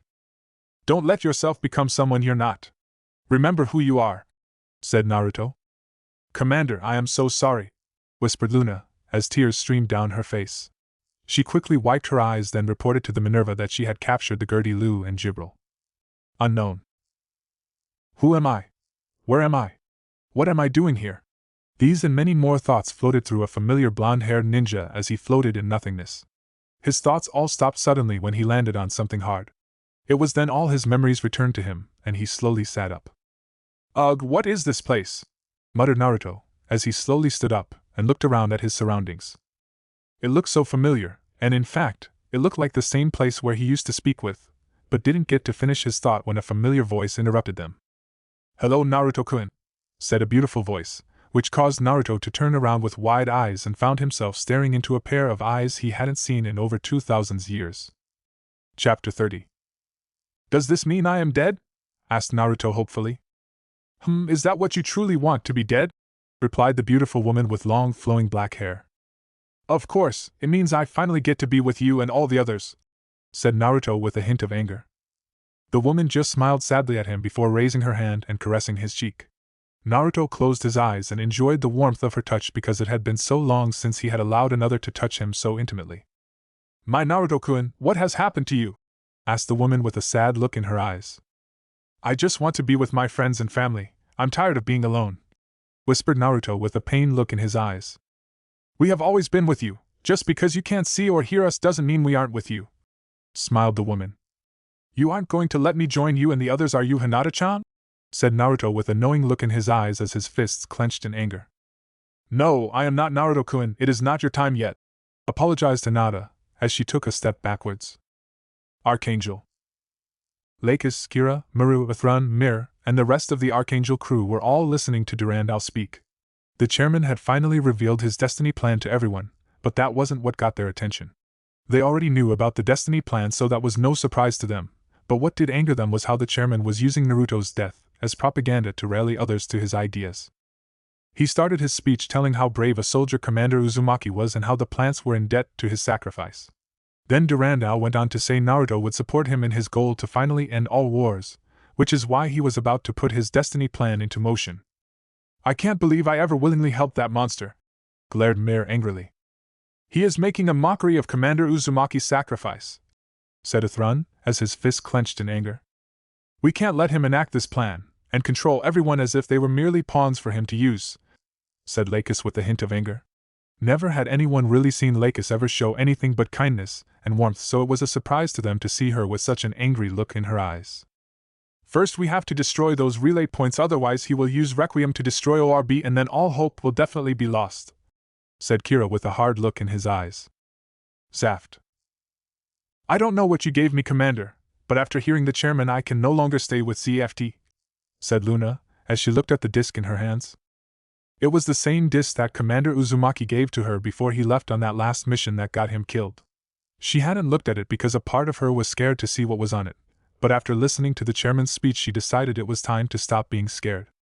Taking a deep breath, Luna opened up her laptop and popped the disc into it. She didn't have to wait long before it started to load and Luna's eyes widened as she started to read the information on it. "Lakis Klein Project, Destiny Plans, Phantom Pain Units, my god!" gasped Luna, as her eyes widened to saucers. This disc contained all the classified information that Naruto had gathered while staying in ZFD. "Wait a minute, what is this? Zero Project? What is that?" wondered Luna before clicking on that folder. The moment she clicked on it, several blueprints of what could only be a Gundam appeared on her screen, and Luna recognized it as the Wing Zero Gundam from the First War. "No, this isn't Wing Zero, it is another Gundam, but the commander never mentioned anything about CFT trying to recreate the Wing Zero," frowned Luna, as she dug further into the folder. "Wing Gundam, Secret Project, Gundam created in attempts to recreate the power of Wing Zero," gasped Luna. Did the commander want me to steal this Gundam and become its pilot? Thought Luna with a frown. How would she steal a Gundam like this from one of Zaf's most guarded facility? "Wait a minute, I could use the Zero system to run through several simulations to find the best way to infiltrate the facility," smiled Luna, before grabbing her laptop and heading to the Impulse. She had some planning to do and she had to do it quickly. It was a good thing that Minerva had decided to return to Zaf's main base where the Wing Gundam was located, or it might have been impossible to come up with any plan to steal the secret Gundam. Unknown area. "What do you mean it isn't my time? I died, there is no way I could have survived," yelled Naruto angrily. "Are you so sure? Because I have seen you survive some pretty bad situations before," smiled Hinata with an amused look in her eyes. "Fine, if I am not dead that I will kill myself right now," growled Naruto angrily before making a clone of himself, and watching as the clone make a blade of wind. Once the clone had finished making a blade of wind it charged right at Naruto, but before it could pierce him through his heart, it stopped millimeters from where his heart was located. "Can't do it, can you?" smiled Hinata, as she came up to him with a knowing look in her eyes. "Do you know why you can't do it?" asked Hinata, as Naruto looked at the ground while the clone continued to hold the wind blade in front of his heart. "It is because you fear death," said Hinata calmly, causing Naruto to look at her with wide eyes. "That's," started Naruto, but stopped when Hinata destroyed his clone and stepped up to him so that their bodies were mere inches apart. "You have tried so hard to hide it, but deep down, you fear dying because you fear after all you have done that you won't be accepted by the ones you love once you finally meet with us again," smiled Hinata. "Your whole life you have always focused on what you failed to accomplish or the mistakes and bad choices you made. So lost in your guilt, you have feared meeting me and all the others again because you believe we will reject you for what you have done," explained Hinata with a sad smile. "Hinata-chan, I was a fool to think I would ever get the chance to be with you or any of the others once I died. I have committed too many evil deeds that I can never make up for," whispered Naruto, but a loud slapping sound was heard and Naruto looked at Hinata in shock. There was a large red mark on his cheek where she had just hit him and Hinata started to glare at him angrily. "How can you say such things? After all you have done, how can you dare think you are a bad person? Did that girl not explain to you all the good deeds you committed during your current stay with CFT?" yelled Hinata, barely containing her rage. Naruto looked at her curious because he didn't ever remember telling her about his recent activities. I have been watching over you, Naruto-kun. I know all about what has occurred in your long life, and I assure you that you have done more good than you give yourself credit for, said Hinata as she calmed down. You brought peace to the elemental countries for over 300 years, and for 900 years after that you fought desperately to bring peace to the world, smiled Hinata with a proud look in her eyes. Yes, but then I just gave up and caused the deaths of thousands, all because I chose not to care anymore. Someone as selfish as me doesn't deserve to be in a place with you and the others, argued Naruto fiercely. Oh, so because you killed soldiers and warriors of an opposing side that makes you a bad person? Then I guess I am an even worse person than you, because you seem to forget that I, along with several of our friends, were in the Anbu. We killed many people merely because someone paid us to, and not all of them were ninja, argued Hinata calmly.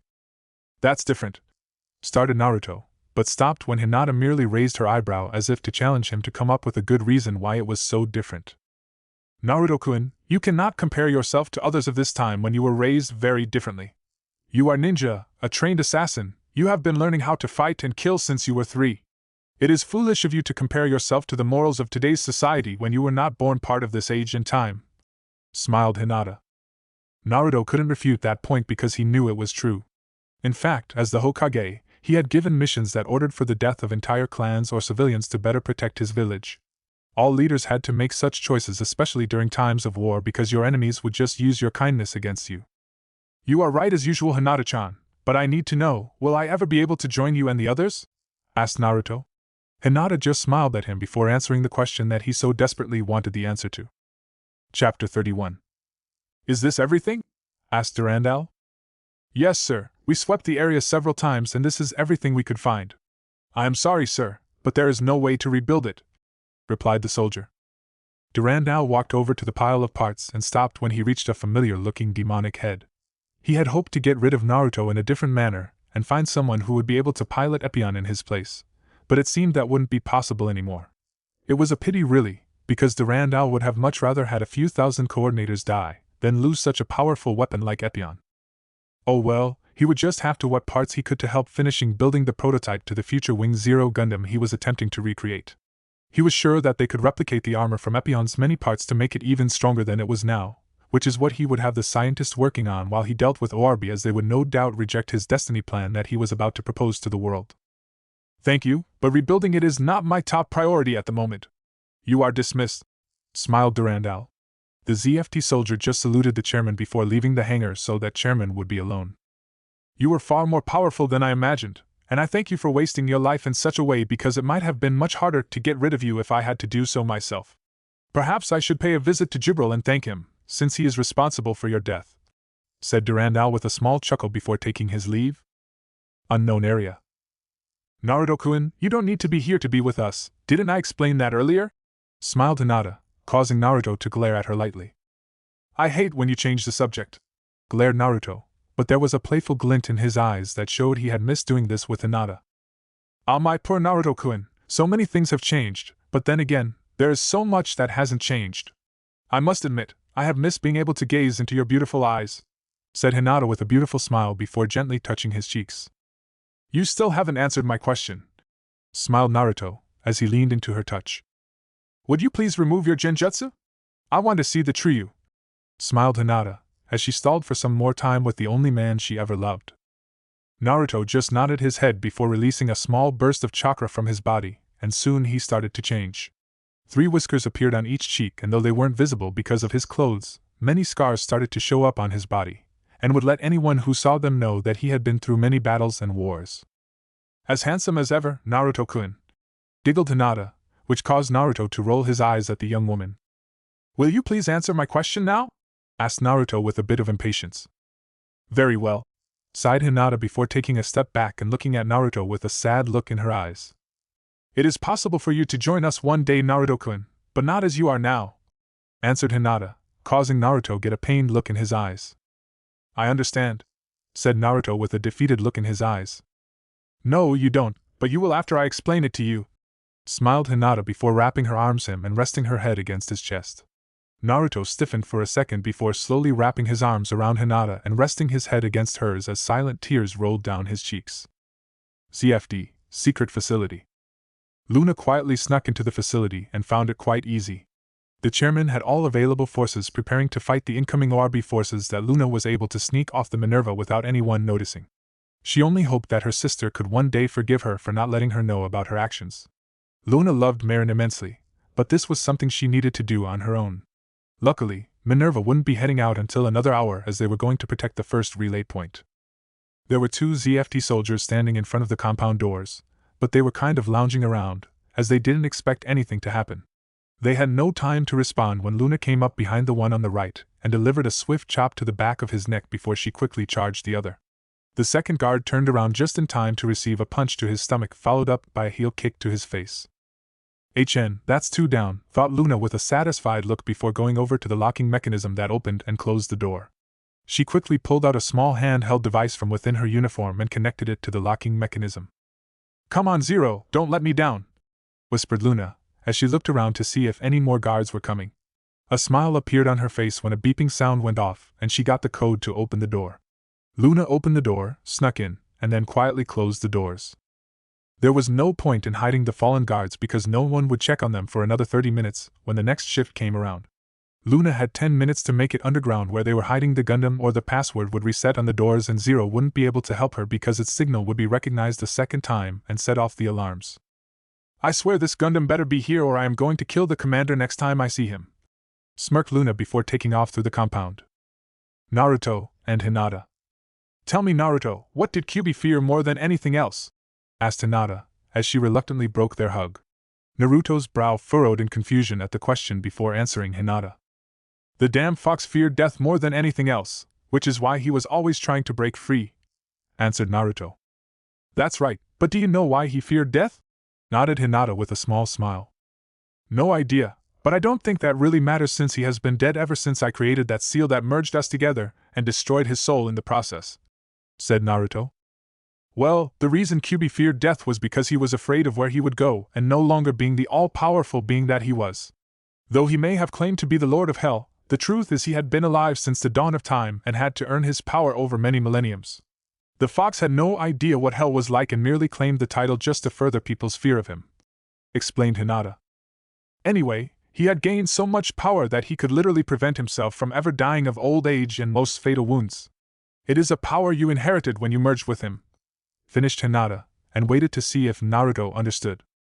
"So, no matter what I do, I will never be able to die," sighed Naruto, not liking where this was going at all. "No, you can die, but not until you stop fearing death. You fear death as much as the fox did, but for an entirely different reason. Remember what I said earlier about you worrying about what we would think about you when you saw us again," said Hinata. Naruto nodded his head and waited for Hinata to explain further because he still didn't understand what she was trying to imply. "Naruto-kun, don't you see, your own chakra is subconsciously keeping you from dying because of your fear of not being accepted by us if you were to die. It is what is keeping you from dying, and once you finally accept that we will all still love you despite everything that has happened, then you will be able to age like a normal person, and can join us one day, in the future," smiled Hinata. Naruto was stunned because after all this time it was his own chakra that was subconsciously granting him immortality because of his own fears. "Besides, Naruto-kun, there is still a war going on, and if I am correct, there are several people that you have come to care about. You just don't want to leave them behind now when they need you the most, do you?" said Hinata with a small smirk. "What does it matter? Epion was destroyed, so I no longer have anything to fight with and I would be useless to them," sighed Naruto. "Naruto-kun, your powers are far greater than you imagine, and we both know that Epion and Wing Zero are far more than just a machine. They are representations of your soul, bonded to you for life, and so long as you live, they live," smiled Hinata. "I still don't understand how they were able to bond to me in such a deep way," admitted Naruto. "That is simple. It is because you used your chakra to master the Zero, which changed the fabric of the entire machine. It shouldn't be too surprising, you have met many ninja and samurai who have infused parts of their souls with their chosen type of weapon in order to make it stronger and part of them," explained Hinata. "Either way, I don't know if I have the strength or power to fight anymore. I am sure they will be fine without me," said Naruto with a defeated look in his eyes. "I have faith in you, as do the rest of your friends. You will find a way like always to protect those precious to you," smiled Hinata as she started to fade away. "Hinata-chan!" yelled Naruto, but he passed right through her. "My time is up, Naruto-kun, and it is time for you to return. I hope to see you again, but not anytime soon," Please, for me Naruto-kun, take this second chance to live life to the fullest. Start a family, fight for what you truly believe in, and whatever else you need to be in order to become happy, but please, don't waste this opportunity and don't be scared. We will always love and accept you," smiled Hinata before completely disappearing. Naruto just watched her disappear before falling to his knees. He couldn't stop the tears from falling, as he once again watched the woman he loved disappear. CFD, Secret Facility. "Wow, now that's a mobile suit," gasped Luna, as she turned on the lights and looked up at the Wing Gundam. She stepped over a couple of scientists that she had knocked out, and got close to the Wing Gundam to get a better look at it. It did look eerily similar to the Wing Zero, but she could already tell by looking at it that it did not possess the same capabilities and power as Wing Zero. That didn't matter though, because Luna had no doubt that this Gundam with the right pilot could go head-to-head with any other Gundam or mobile suit out there. "I don't know if I am the right person to be piloting you, but I won't let the chairman use your power to hurt anyone else. The commander entrusted you to me and I will make sure to use you to the best of my abilities," said Luna with a determined look in her eyes. Minerva. Marin had been looking for her sister everywhere, but she couldn't find her. She knew her sister had been depressed and acting differently since the death of Commander Uzumaki, but she couldn't have just disappeared. "Maybe I should check the hangar one last time," sighed Marin, as she headed in the direction of the hangar. The impulse should be loaded in the hangar by now, and so Luna should be there to make sure they didn't scratch it or anything. Her old sister was a bit possessive when it came to handling anything she considered to be hers. Marin arrived in the hangar to see the impulse about to come in through the launch pad as the techs cleared the way, but then something happened. The impulse's eyes came to life and it broke free from the mechanical bindings holding it. No one knew what was going on as the impulse turned on its thrusters and shot out of the Minerva. It then started to fire upon the ZFT forces, causing a mass panic. "Luna-chan?" gasped Marin in horror. "Luna. I can't believe it worked. The Zero system truly is as powerful as the commander said it was," gasped Luna, as she added to the Wing Gundam and then used it to activate the impulse. She had the impulse fire down at the soldiers, but made sure that it didn't kill anyone, just cause some confusion. "Now it is time to get out of here and find the Archangel that holds the real Lakis Klein," smiled Luna. She quickly turned the Wing Gundam on and knew she had to make her escape quickly, because even though she had mastered the Zero system, if she didn't hurry then she would be facing a large contingent of ZFT forces. "Wing Gundam, launching," said Luna with a hard look in her eyes before raising the Buster rifle and firing it straight up. The blast was so powerful it easily tore through the roof of the compound and gave Luna a clear path to exit. "Chairman. Chairman sir, someone has stole the experimental Gundam from Hangar 51. It along with the impulse has made their escape and has caused mass damage to our facilities," reported a commander. "What? Stop them at once. We cannot allow those two Gundam to join with the ORB forces or worse the Archangel," ordered Durandal angrily. "Yes sir," saluted the soldier before closing the link. "How is this possible? The Wing Gundam was supposed to be my ace in the whole should Shin and Rei fail taking out Athrun and Kira," cursed Durandal with a heavy glare on his face. "Archangel.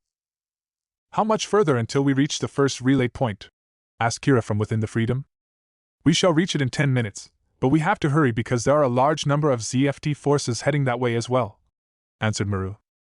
"This is going to be all about speed from this point on, because if we don't destroy that relay point before it gets into position then you can kiss ORB goodbye," said Neo as he appeared on one of the monitors. "Captain Maru, it seems someone has engaged the ZFT forces," said Lakis, as she appeared on the screen before showing her the video footage. Everyone on both the Archangel and Eternal eyes widened in shock as the picture zoomed in to show the impulse and a Gundam that looked remarkably like Wing Zero fighting against the ZFT forces. "This is Athrun. I am requesting permission to launch early to help them before ZFT captures or destroys them," said Athrun. Before anyone could reply to his request, an unfamiliar face appeared on the Eternal and Archangel's monitors. "Archangel, Eternal, my name is Luna Maria Hawk and I am currently piloting the Wing Gundam you see out there. I know this may be asking a lot, but I beg you to help me get this Gundam away from the chairman.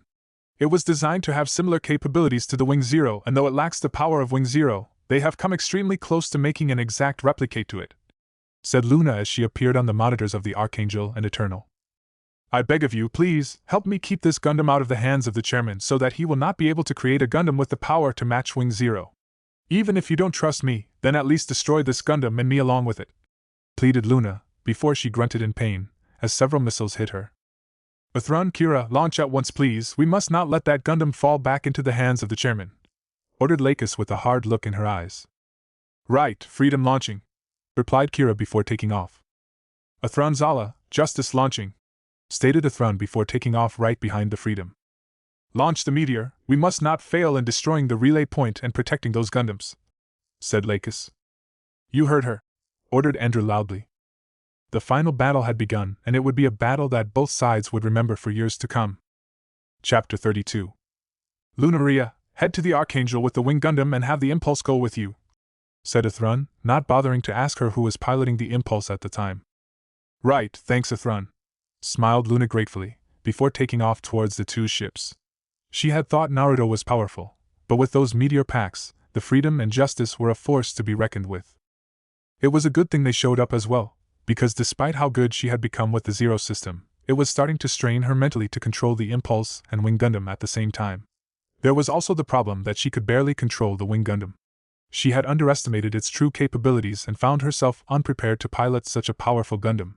Her respect for Commander Uzumaki's abilities rose another notch because she imagined Epion and Wing Zero far outclassed the Wing Gundam, and he could pilot both of them without any problems. You are clear to land, said Maru, as she appeared on Luna's monitor. Thank you, I will land with the Wing Gundam first, replied Luna before heading towards the landing hatch. In one smooth, quick action, Luna entered the hatch and easily landed without causing any damage. I did it, I can't believe I actually pulled that off, and stole 2 Gundams, said Luna with a bit of disbelief, as the Wing Gundam was locked into place while she let the Zero land the Impulse.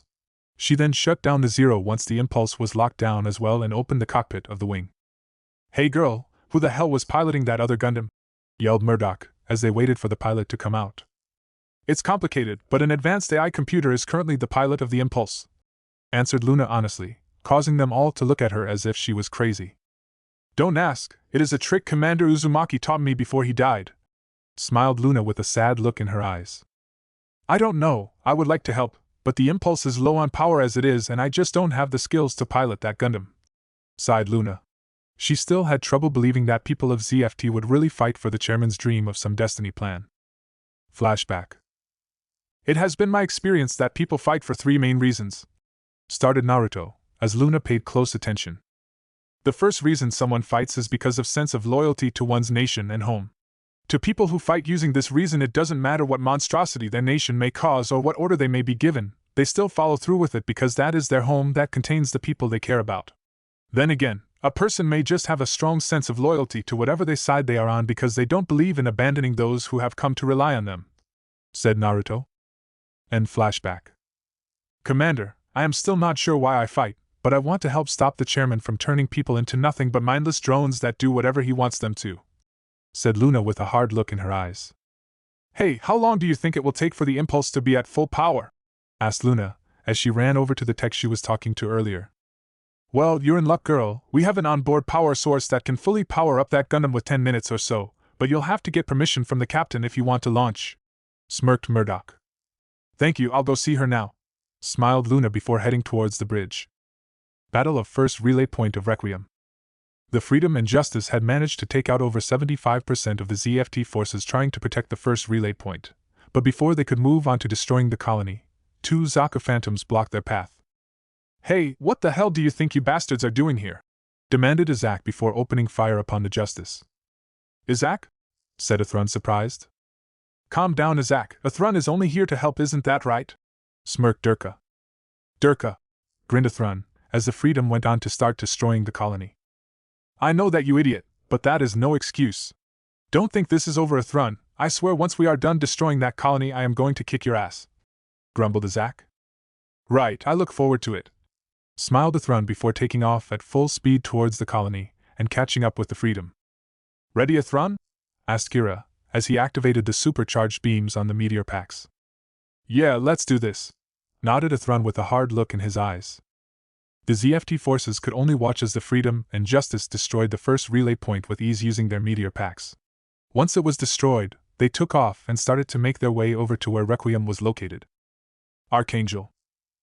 The first relay point has been destroyed, but there is a spare, so we have to hurry and destroy Requiem or the second relay point will get in position and allow them to fire upon ORB, said Mirialia. Increase our speed to full thrust ahead, ordered Maru. Captain, said an unfamiliar voice, which caused Maru to turn around. She was surprised when she came eye to eye with the girl who had been piloting that Gundam that looked similar to Wing Zero. "Luna Maria, correct?" asked Maru. "Yes, ma'am, I have come to ask permission to launch in the Impulse to help you all," saluted Luna, to the surprise of Maru. "Ma'am, Minerva is approaching us," reported a crew member. "Thank you for lending us your strength and feel free to launch as soon as possible," smiled Maru, but before Luna could thank her, Murdoch came up on the screen.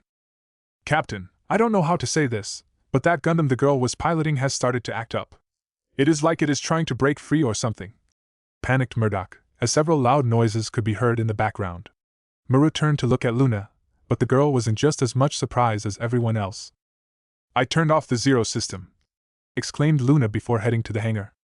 "Captain, it is going to destroy the entire hangar and hit the engines if we don't find a way to calm it down," yelled Murdoch.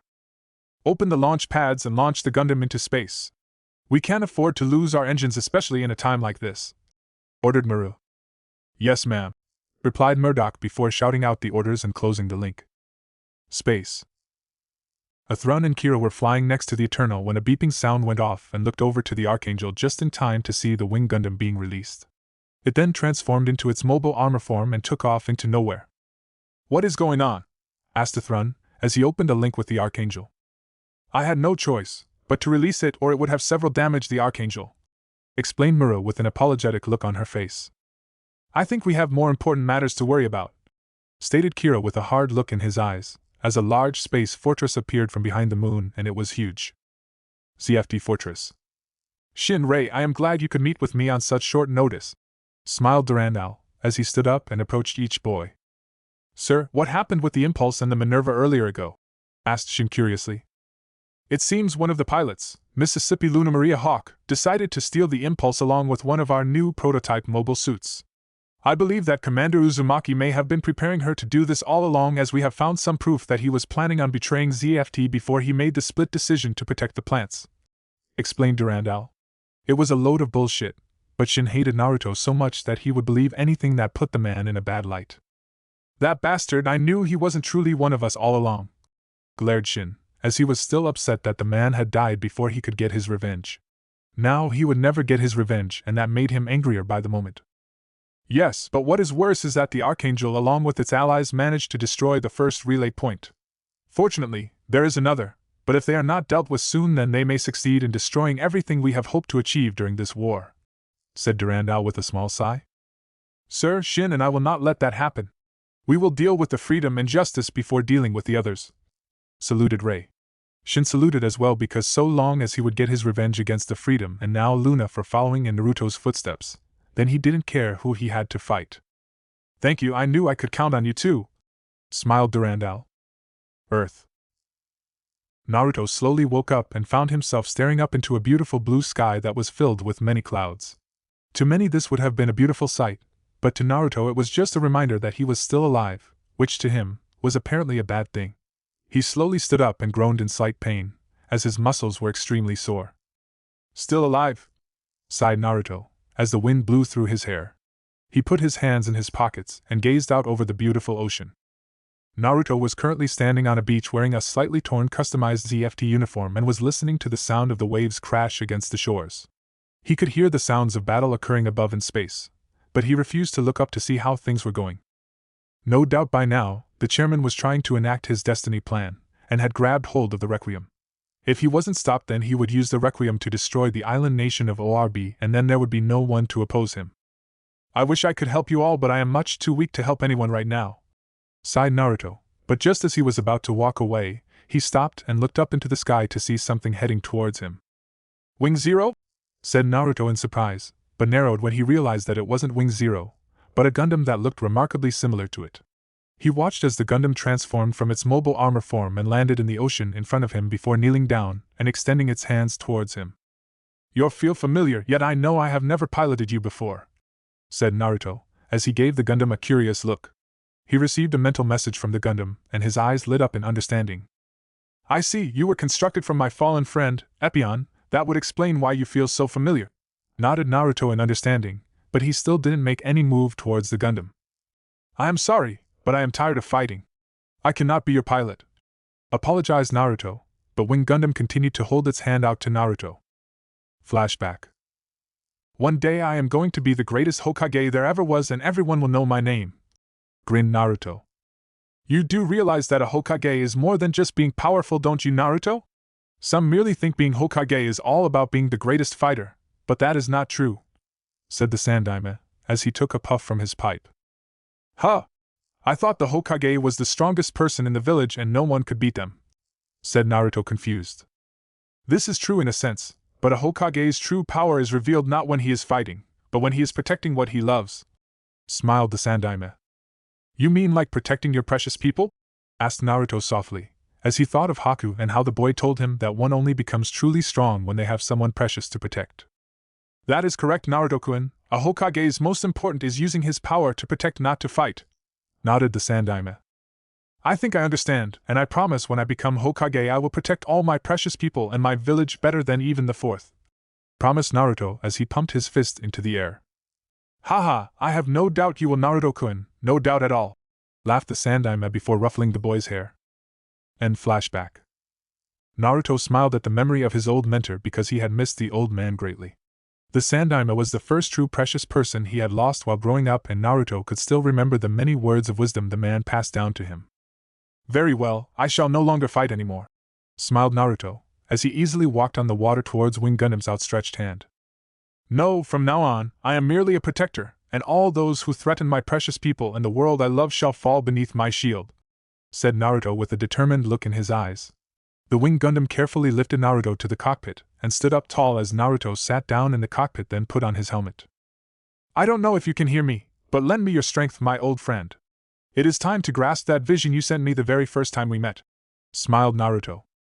The Wing Gundam started to glow as it transformed into its mobile armor form and started to take off into the skies at incredible speeds. If one had looked closely, they could see a few feathers fall to the water below from the spot the Wing Gundam just took off. Battle of Messiah. The battle between ORB and ZFT forces raged on as both sides fought for different goals. ORB forces fought to stop Chairman Durandal from firing the Requiem upon their home nation and to prevent the chairman from enacting his destiny plan. Fighting alongside ORB was the Archangel, Eternal, Freedom, Justice, and the Impulse as they did their best to overcome the ZFT forces. The only problem was that despite how hard the ORB forces were fighting, they were losing, and ZFT was starting to overwhelm them. Perhaps, if half of the ORB forces hadn't been taken out by the Messiahs, Zath's Space Fortress, Neogenesis, they might be putting up a better fight, but in wars these things happened. The Freedom and Justice were busy fighting the Legend and Destiny, so they couldn't offer their help, while the Impulse and ORB-1 Akatsuki were doing their best to protect the Eternal and Archangel. The Archangel had tried to regroup with the remaining ORB forces, but had been forced to engage the Minerva when it blocked their path. At this rate, it seemed the second relay point would be in position and ORB would be destroyed by Requiem. Shin, stop this, you can't possibly agree with the future the chairman plans to have for us, said Athrun, as he fought the enraged and manipulated boy. Just shut up, you traitor, because I won't listen to a damn word you have to say, yelled Shin angrily, as he fired his particle beam at the Justice. Athrun didn't want to fight Shin or hurt him because the boy was just confused and angry, but if he kept this up then he would have no choice. Shin was about to charge at Athrun again, but growled in anger when several beams hit him from the side. Both pilots looked up to see the Impulse heading right for them. Athrun, you have to stop them from firing Requiem again. I will deal with the Destiny, said Luna, as she flew in front of the Justice. Luna, are you sure you can handle the Destiny? Asked Athrun, surprised by the girl's actions. As if I am going to let some brat like him beat me, smirked Luna before winking at Athrun. You! Yelled Shin, as he glared at the Impulse and knew exactly who was piloting it. Athrun just nodded his head at Luna before taking off to help the Archangel destroy Requiem before it could fire upon ORB. I don't want to fight you, Shin, but if you keep this up then I will have no choice other than to take you down, said Luna calmly. Flashback. If you do not stand aside then I will take you down as well, promised Naruto, as he swung his heat rod above his head. End flashback. Stella, whispered Shin, as Luna's words reminded him of exactly what Commander Uzumaki had said to him before Stella died. I will make you pay for what you did, screamed Shin, as he now saw Epion instead of the Impulse in front of him. The Destiny's wings of light activated before Shin drew his beam sword and charged right at the Impulse. Fine, then I will just have to kick your ass, said Luna, as she activated the Zero system and dodged at the last second to the left to avoid being cut in half, then kicked Shin in the side. "Ah!" screamed Shin before regaining his balance and firing his particle beam right at the impulse. Luna quickly raised the impulse's shield and deflected the beam before opening fire at the Destiny. The Destiny dodged the shot with ease before charging at Luna again, but just like last time, Luna was able to dodge at the last second and score another hit on him. "Those fake afterimages that the Destiny creates can't fool the Zero system," smirked Luna, as she unleashed a wave of blasts at him. "Damn you!" growled Shin, before going into seed mode and throwing his 2 beam boomerangs at Luna. "He's gotten faster," grunted Luna, as she dodged the boomerangs, but couldn't avoid the follow-up beam's saber strike that managed to graze the right side of the impulse's chest. Something had happened to Shin, and now he was fighting on a whole new level that Luna wasn't sure she could keep up with. "Messiah. Chairman, Relay Station 2 is in position, and the Requiem is ready to fire," reported a soldier. "Perfect, fire it immediately and destroy Orb once and for all," smiled Durandal. The soldier saluted before relaying the orders to those at the Requiem machine. "Archangel. Ma'am, the second relay point is in position, and none of our forces have managed to reach Requiem yet," said Mirialia with wide eyes. "High-energy radiation levels detected. Requiem is about to fire," reported another crew member. "No!" gasped Maru in horror. Everyone on the battlefield stopped as alarms went off everywhere, and the Requiem fired for a second time, but this time at ORB. Kira, Lakis, Athrun, and many others fighting for ORB all watched in shock as the Requiem beam bended at Station 2 and headed right for ORB. "Ma'am, something is coming out of the Earth's atmosphere and it is coming fast. It is going to collide with the Requiem beam," said Mirialia before pulling up the image. "It's the Wing Gundam," spluttered Maru, as it came out of the atmosphere and transformed into its mobile suit form. Wing Gundam stood perfectly still as Requiem headed straight for it, and raised its shield slowly. The Requiem beam slammed right into the Wing Gundam, but the Gundam didn't even move an inch. Everyone watched in disbelief as Wing Gundam held off the Requiem blast before a bright white light burst from the Wing Gundam and blinded everyone on the battlefield. When it finally died down, they looked to see that the Requiem beam was gone, and in its place stood a brand new Gundam. It wasn't the Wing Gundam either, no, it was a brand new Gundam, which looked like an angel with 3 wings coming out on each side with actual feathers on them. "Attention all ORB forces, my name is Uzumaki Naruto, I am the pilot of the Wing Zero, and I am here to lend you my strength," said Naruto, as he appeared on the Archangel, Eternals, and all other ORB ships' monitors. Chapter 33. "Attention all ORB forces, my name is Uzumaki Naruto, pilot of the Wing Zero, and I wish to lend you my strength," announced. Naruto appeared on all the ORB ships' monitors, including the Archangel and Eternal. "Archangel. He is alive," spluttered Maru in shock. "Not only that, but he just stopped Requiem without any problems," gasped Mirialia. Eternal. "Damn, that guy sure does know how to make an entrance," smirked Andrew, as he leaned back in his chair. "Lakasama, a high-energy plasma charge is being detected and it is coming from that unit," reported DaCosta. "All ORB forces please back away from Requiem. I will no longer allow such a weapon to exist," announced Naruto before closing the link. "Please alert the ORB forces immediately to pull away from Requiem at once," smiled Lakis, as she watched Wing Zero raise its Buster rifle. Naruto. Naruto calmly raised Wing Zero's Buster rifle and all 6 of the Gundam's wings extended outward. Those watching Wing Zero could only stare in awe as it gathered energy from out of nowhere, and its angelic wings glowed brightly. "Lend me your strength, my friends," whispered Naruto before his eyes hardened and he pulled the trigger. A powerful beam came out of Wing Zero's Buster rifle and traveled at incredible speeds towards the relay point that Requiem used to bend its powerful beam. Everyone assumed the blast was going to destroy the relay station, but to their shock, Wing Zero's blast bended and kept bending until it came straight at Requiem located on the far side of the moon. Naruto had used Requiem's own panzer systems against it, and watched as a large explosion rocked the far side of the moon. Wing Zero then turned its sight to where the Messiah was located and took off towards it at speeds that left actual afterimages. The wings of Wing Zero left feathers every time they flapped, and soon everyone snapped out of their shock and started to fight again. "Luna." "Commander?" whispered Luna with eyes wide in disbelief, as hope filled her eyes. She couldn't believe that he was actually alive and tears brimmed her eyes. "That bastard, I will have my revenge," yelled Shin, before looking at the impulse and a grin split his face, as he realized it wasn't paying attention. He would destroy someone that man cared about just as Naruto had taken someone he had cared about away from him. Luna heard a beeping sound go off and her eyes went wide in horror, as the Destiny came at her with its beam sword ready to pierce her through the chest. Shin's eyes lit up in delight as he was about to destroy the impulse, but widened in horror when a white blur appeared in front of the impulse. His eyes widened in disbelief as he realized his sword thrust had been stopped by Wing Zero's shield.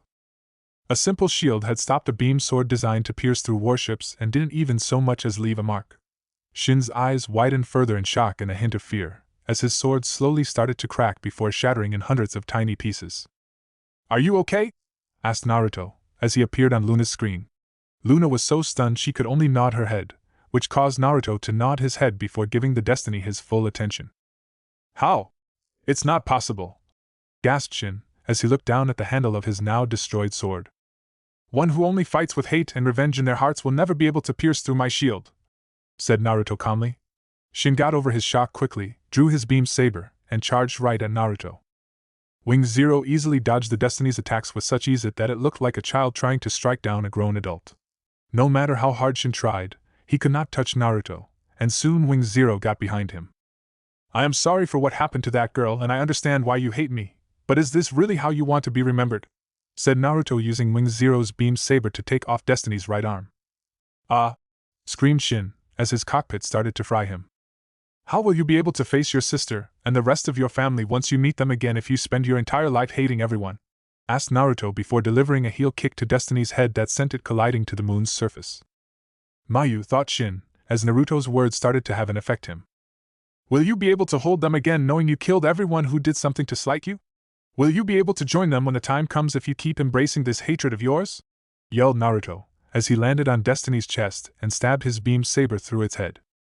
"Let Zero show you what you will become if you continue down this path," said Naruto before slamming Wing Zero's hand down on Destiny's chest, right where the cockpit is located. Shin's eyes widened in horror as he found himself trapped in some type of illusion and watched his future where he continued to live with hate in his heart. "I cannot tell you how to live, but now that you have seen what you will become by hating everything and everyone, perhaps you can learn to let go of such hatred," whispered Naruto before leaving Shin alone. There was nothing more he could do for the boy and hoped he didn't make the same mistake his old friend, Sasuke, did.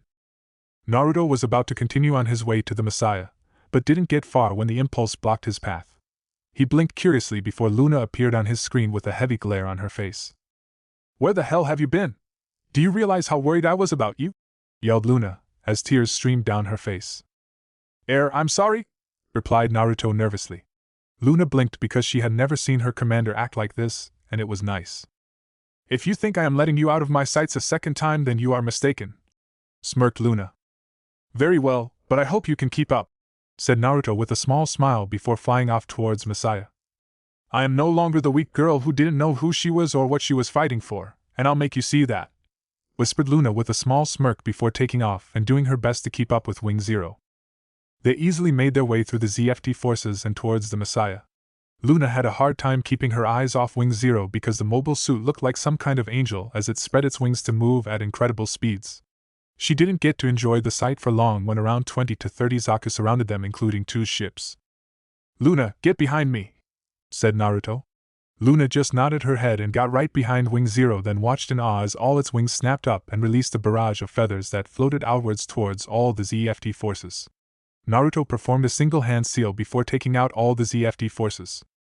"Katsu," whispered Naruto, causing all the feathers to explode from all over the battlefield. Luna's eyes widened in disbelief as a wave of explosions occurred from when Wing Zero had blocked Requiem, all the way to the spot she was currently located.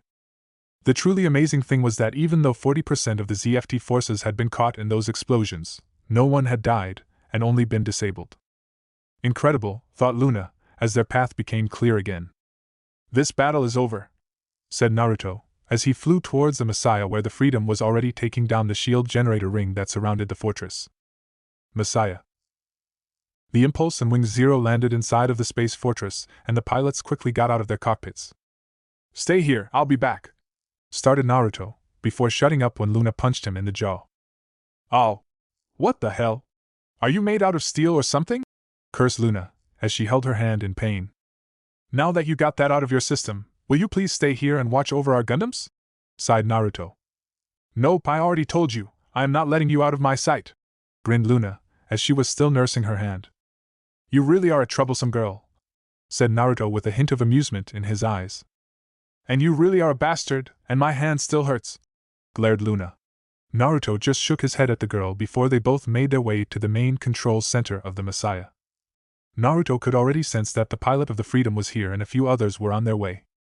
Why are we here anyway? Asked Luna curiously, as they got into the elevator. To make sure the pilot of the Freedom doesn't get killed, it is not his time, replied Naruto, as the doors opened and they saw Kira holding a gun at Durandal. The chairman also had a gun pointed at Kira, but his eyes widened when he saw Naruto come out of the elevator. Naruto-san, I must confess I did not ever expect to see you again, smiled Durandal. Kira turned around and he too was surprised to see Naruto despite the fact that Naruto had been the one to stop Requiem.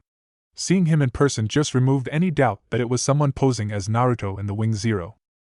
Regretfully, it wasn't my time to die, said Naruto, as he came up beside Kira and put his hand over the boy's gun.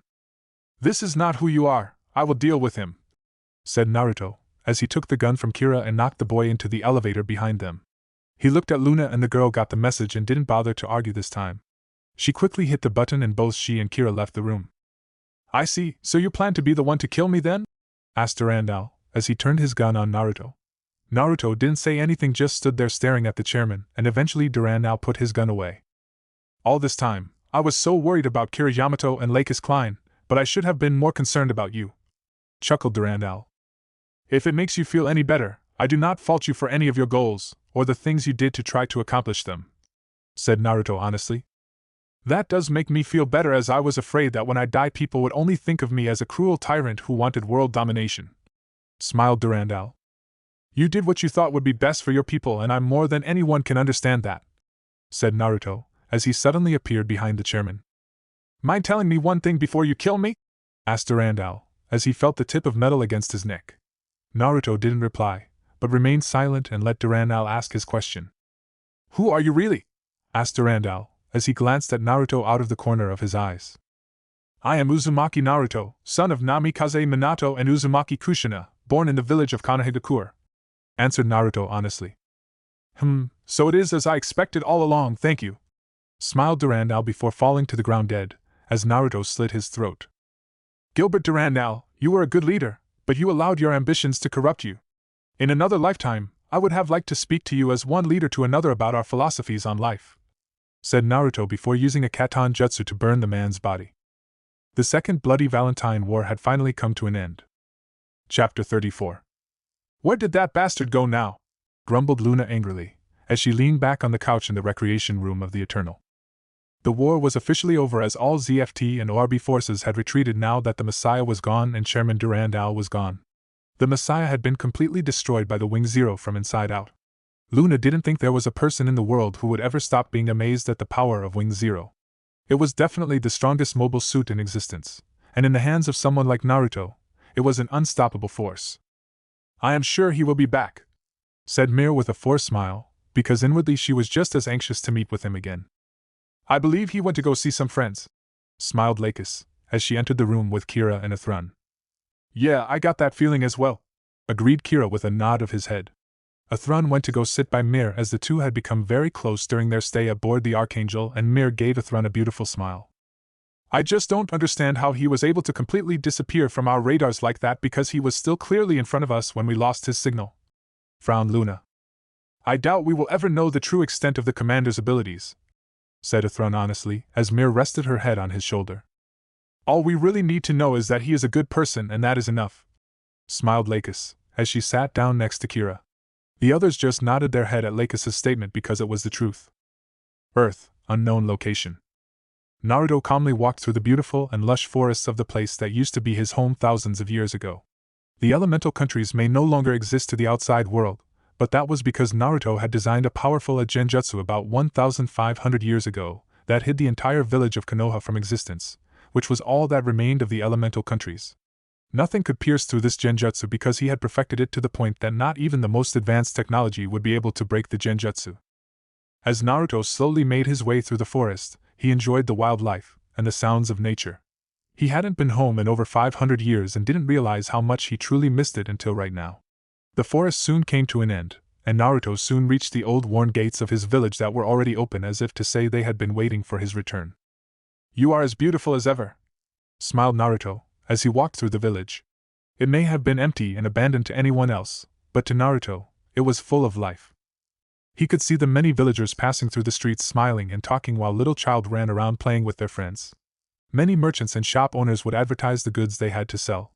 Naruto paused when he came upon a familiar ramen stand where he used to spend most of his days even as Hokage, eating at and talking with his friends. Naruto started to laugh as he remembered him and Chuji having a contest to see who could eat the most ramen. He could see the looks of disgust on his friend's face as they watched the two of them stuff their faces with tons of ramen for over an hour to beat the other. It was a victory that Naruto held over the Akimichi's head for a long time because it was the only thing that Naruto could beat Chuji at when it came to eating, much to his friend's ire. Reluctantly, Naruto continued walking and made his way towards the large monument made for the Hokages of Konoha.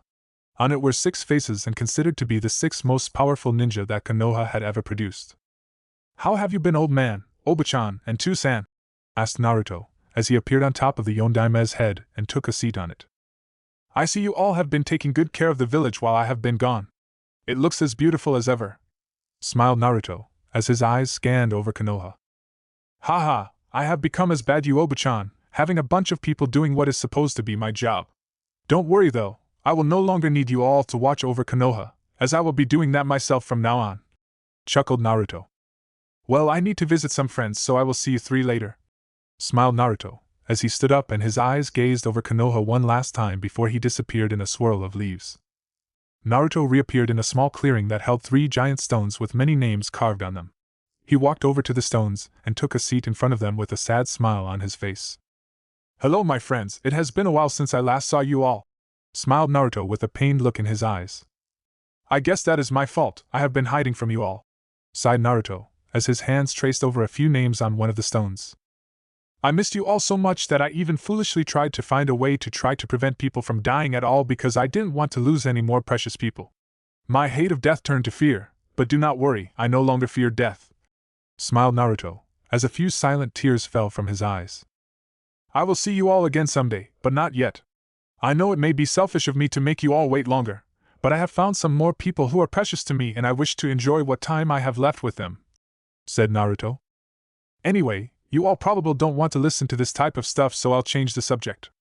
I guess I can tell you all about how different things have come about, though I doubt some of you will like it," smirked Naruto. "Kakashi-senpai, I bet you would love this new era because they have found tons of new ways for you to get your daily dose of porn," laughed Naruto. "Lee, my friend, I am afraid that no one knows about the power of youth anymore, though I don't necessarily know if that's a bad thing," grinned Naruto, as he spent the rest of the day speaking with his friends. Plants. Lake-sama saluted and bowed many soldiers and council members as they greeted the new chairwoman of the plants. "Thank you, my friends, and I'm happy to say that the treaty between ORB and the plants has been signed," smiled Lakis. For the next few hours or so, Lakis was trapped in a meeting with the council members while they talked about all sort of things concerning the current affairs of the plants and such. When they finally managed to finish speaking about everything that needed to said, Lakis dismissed them all, and was told her bodyguard would be waiting for her in the hallway. Lakis frowned at that because she didn't want a bodyguard, but knew that she was a high-ranking individual, she would need one until everything truly calmed down.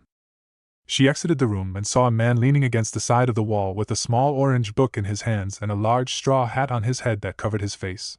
He wasn't wearing any type of ZFT uniform, and looked to be a civilian except for the kunai pouch tapped to his right thigh.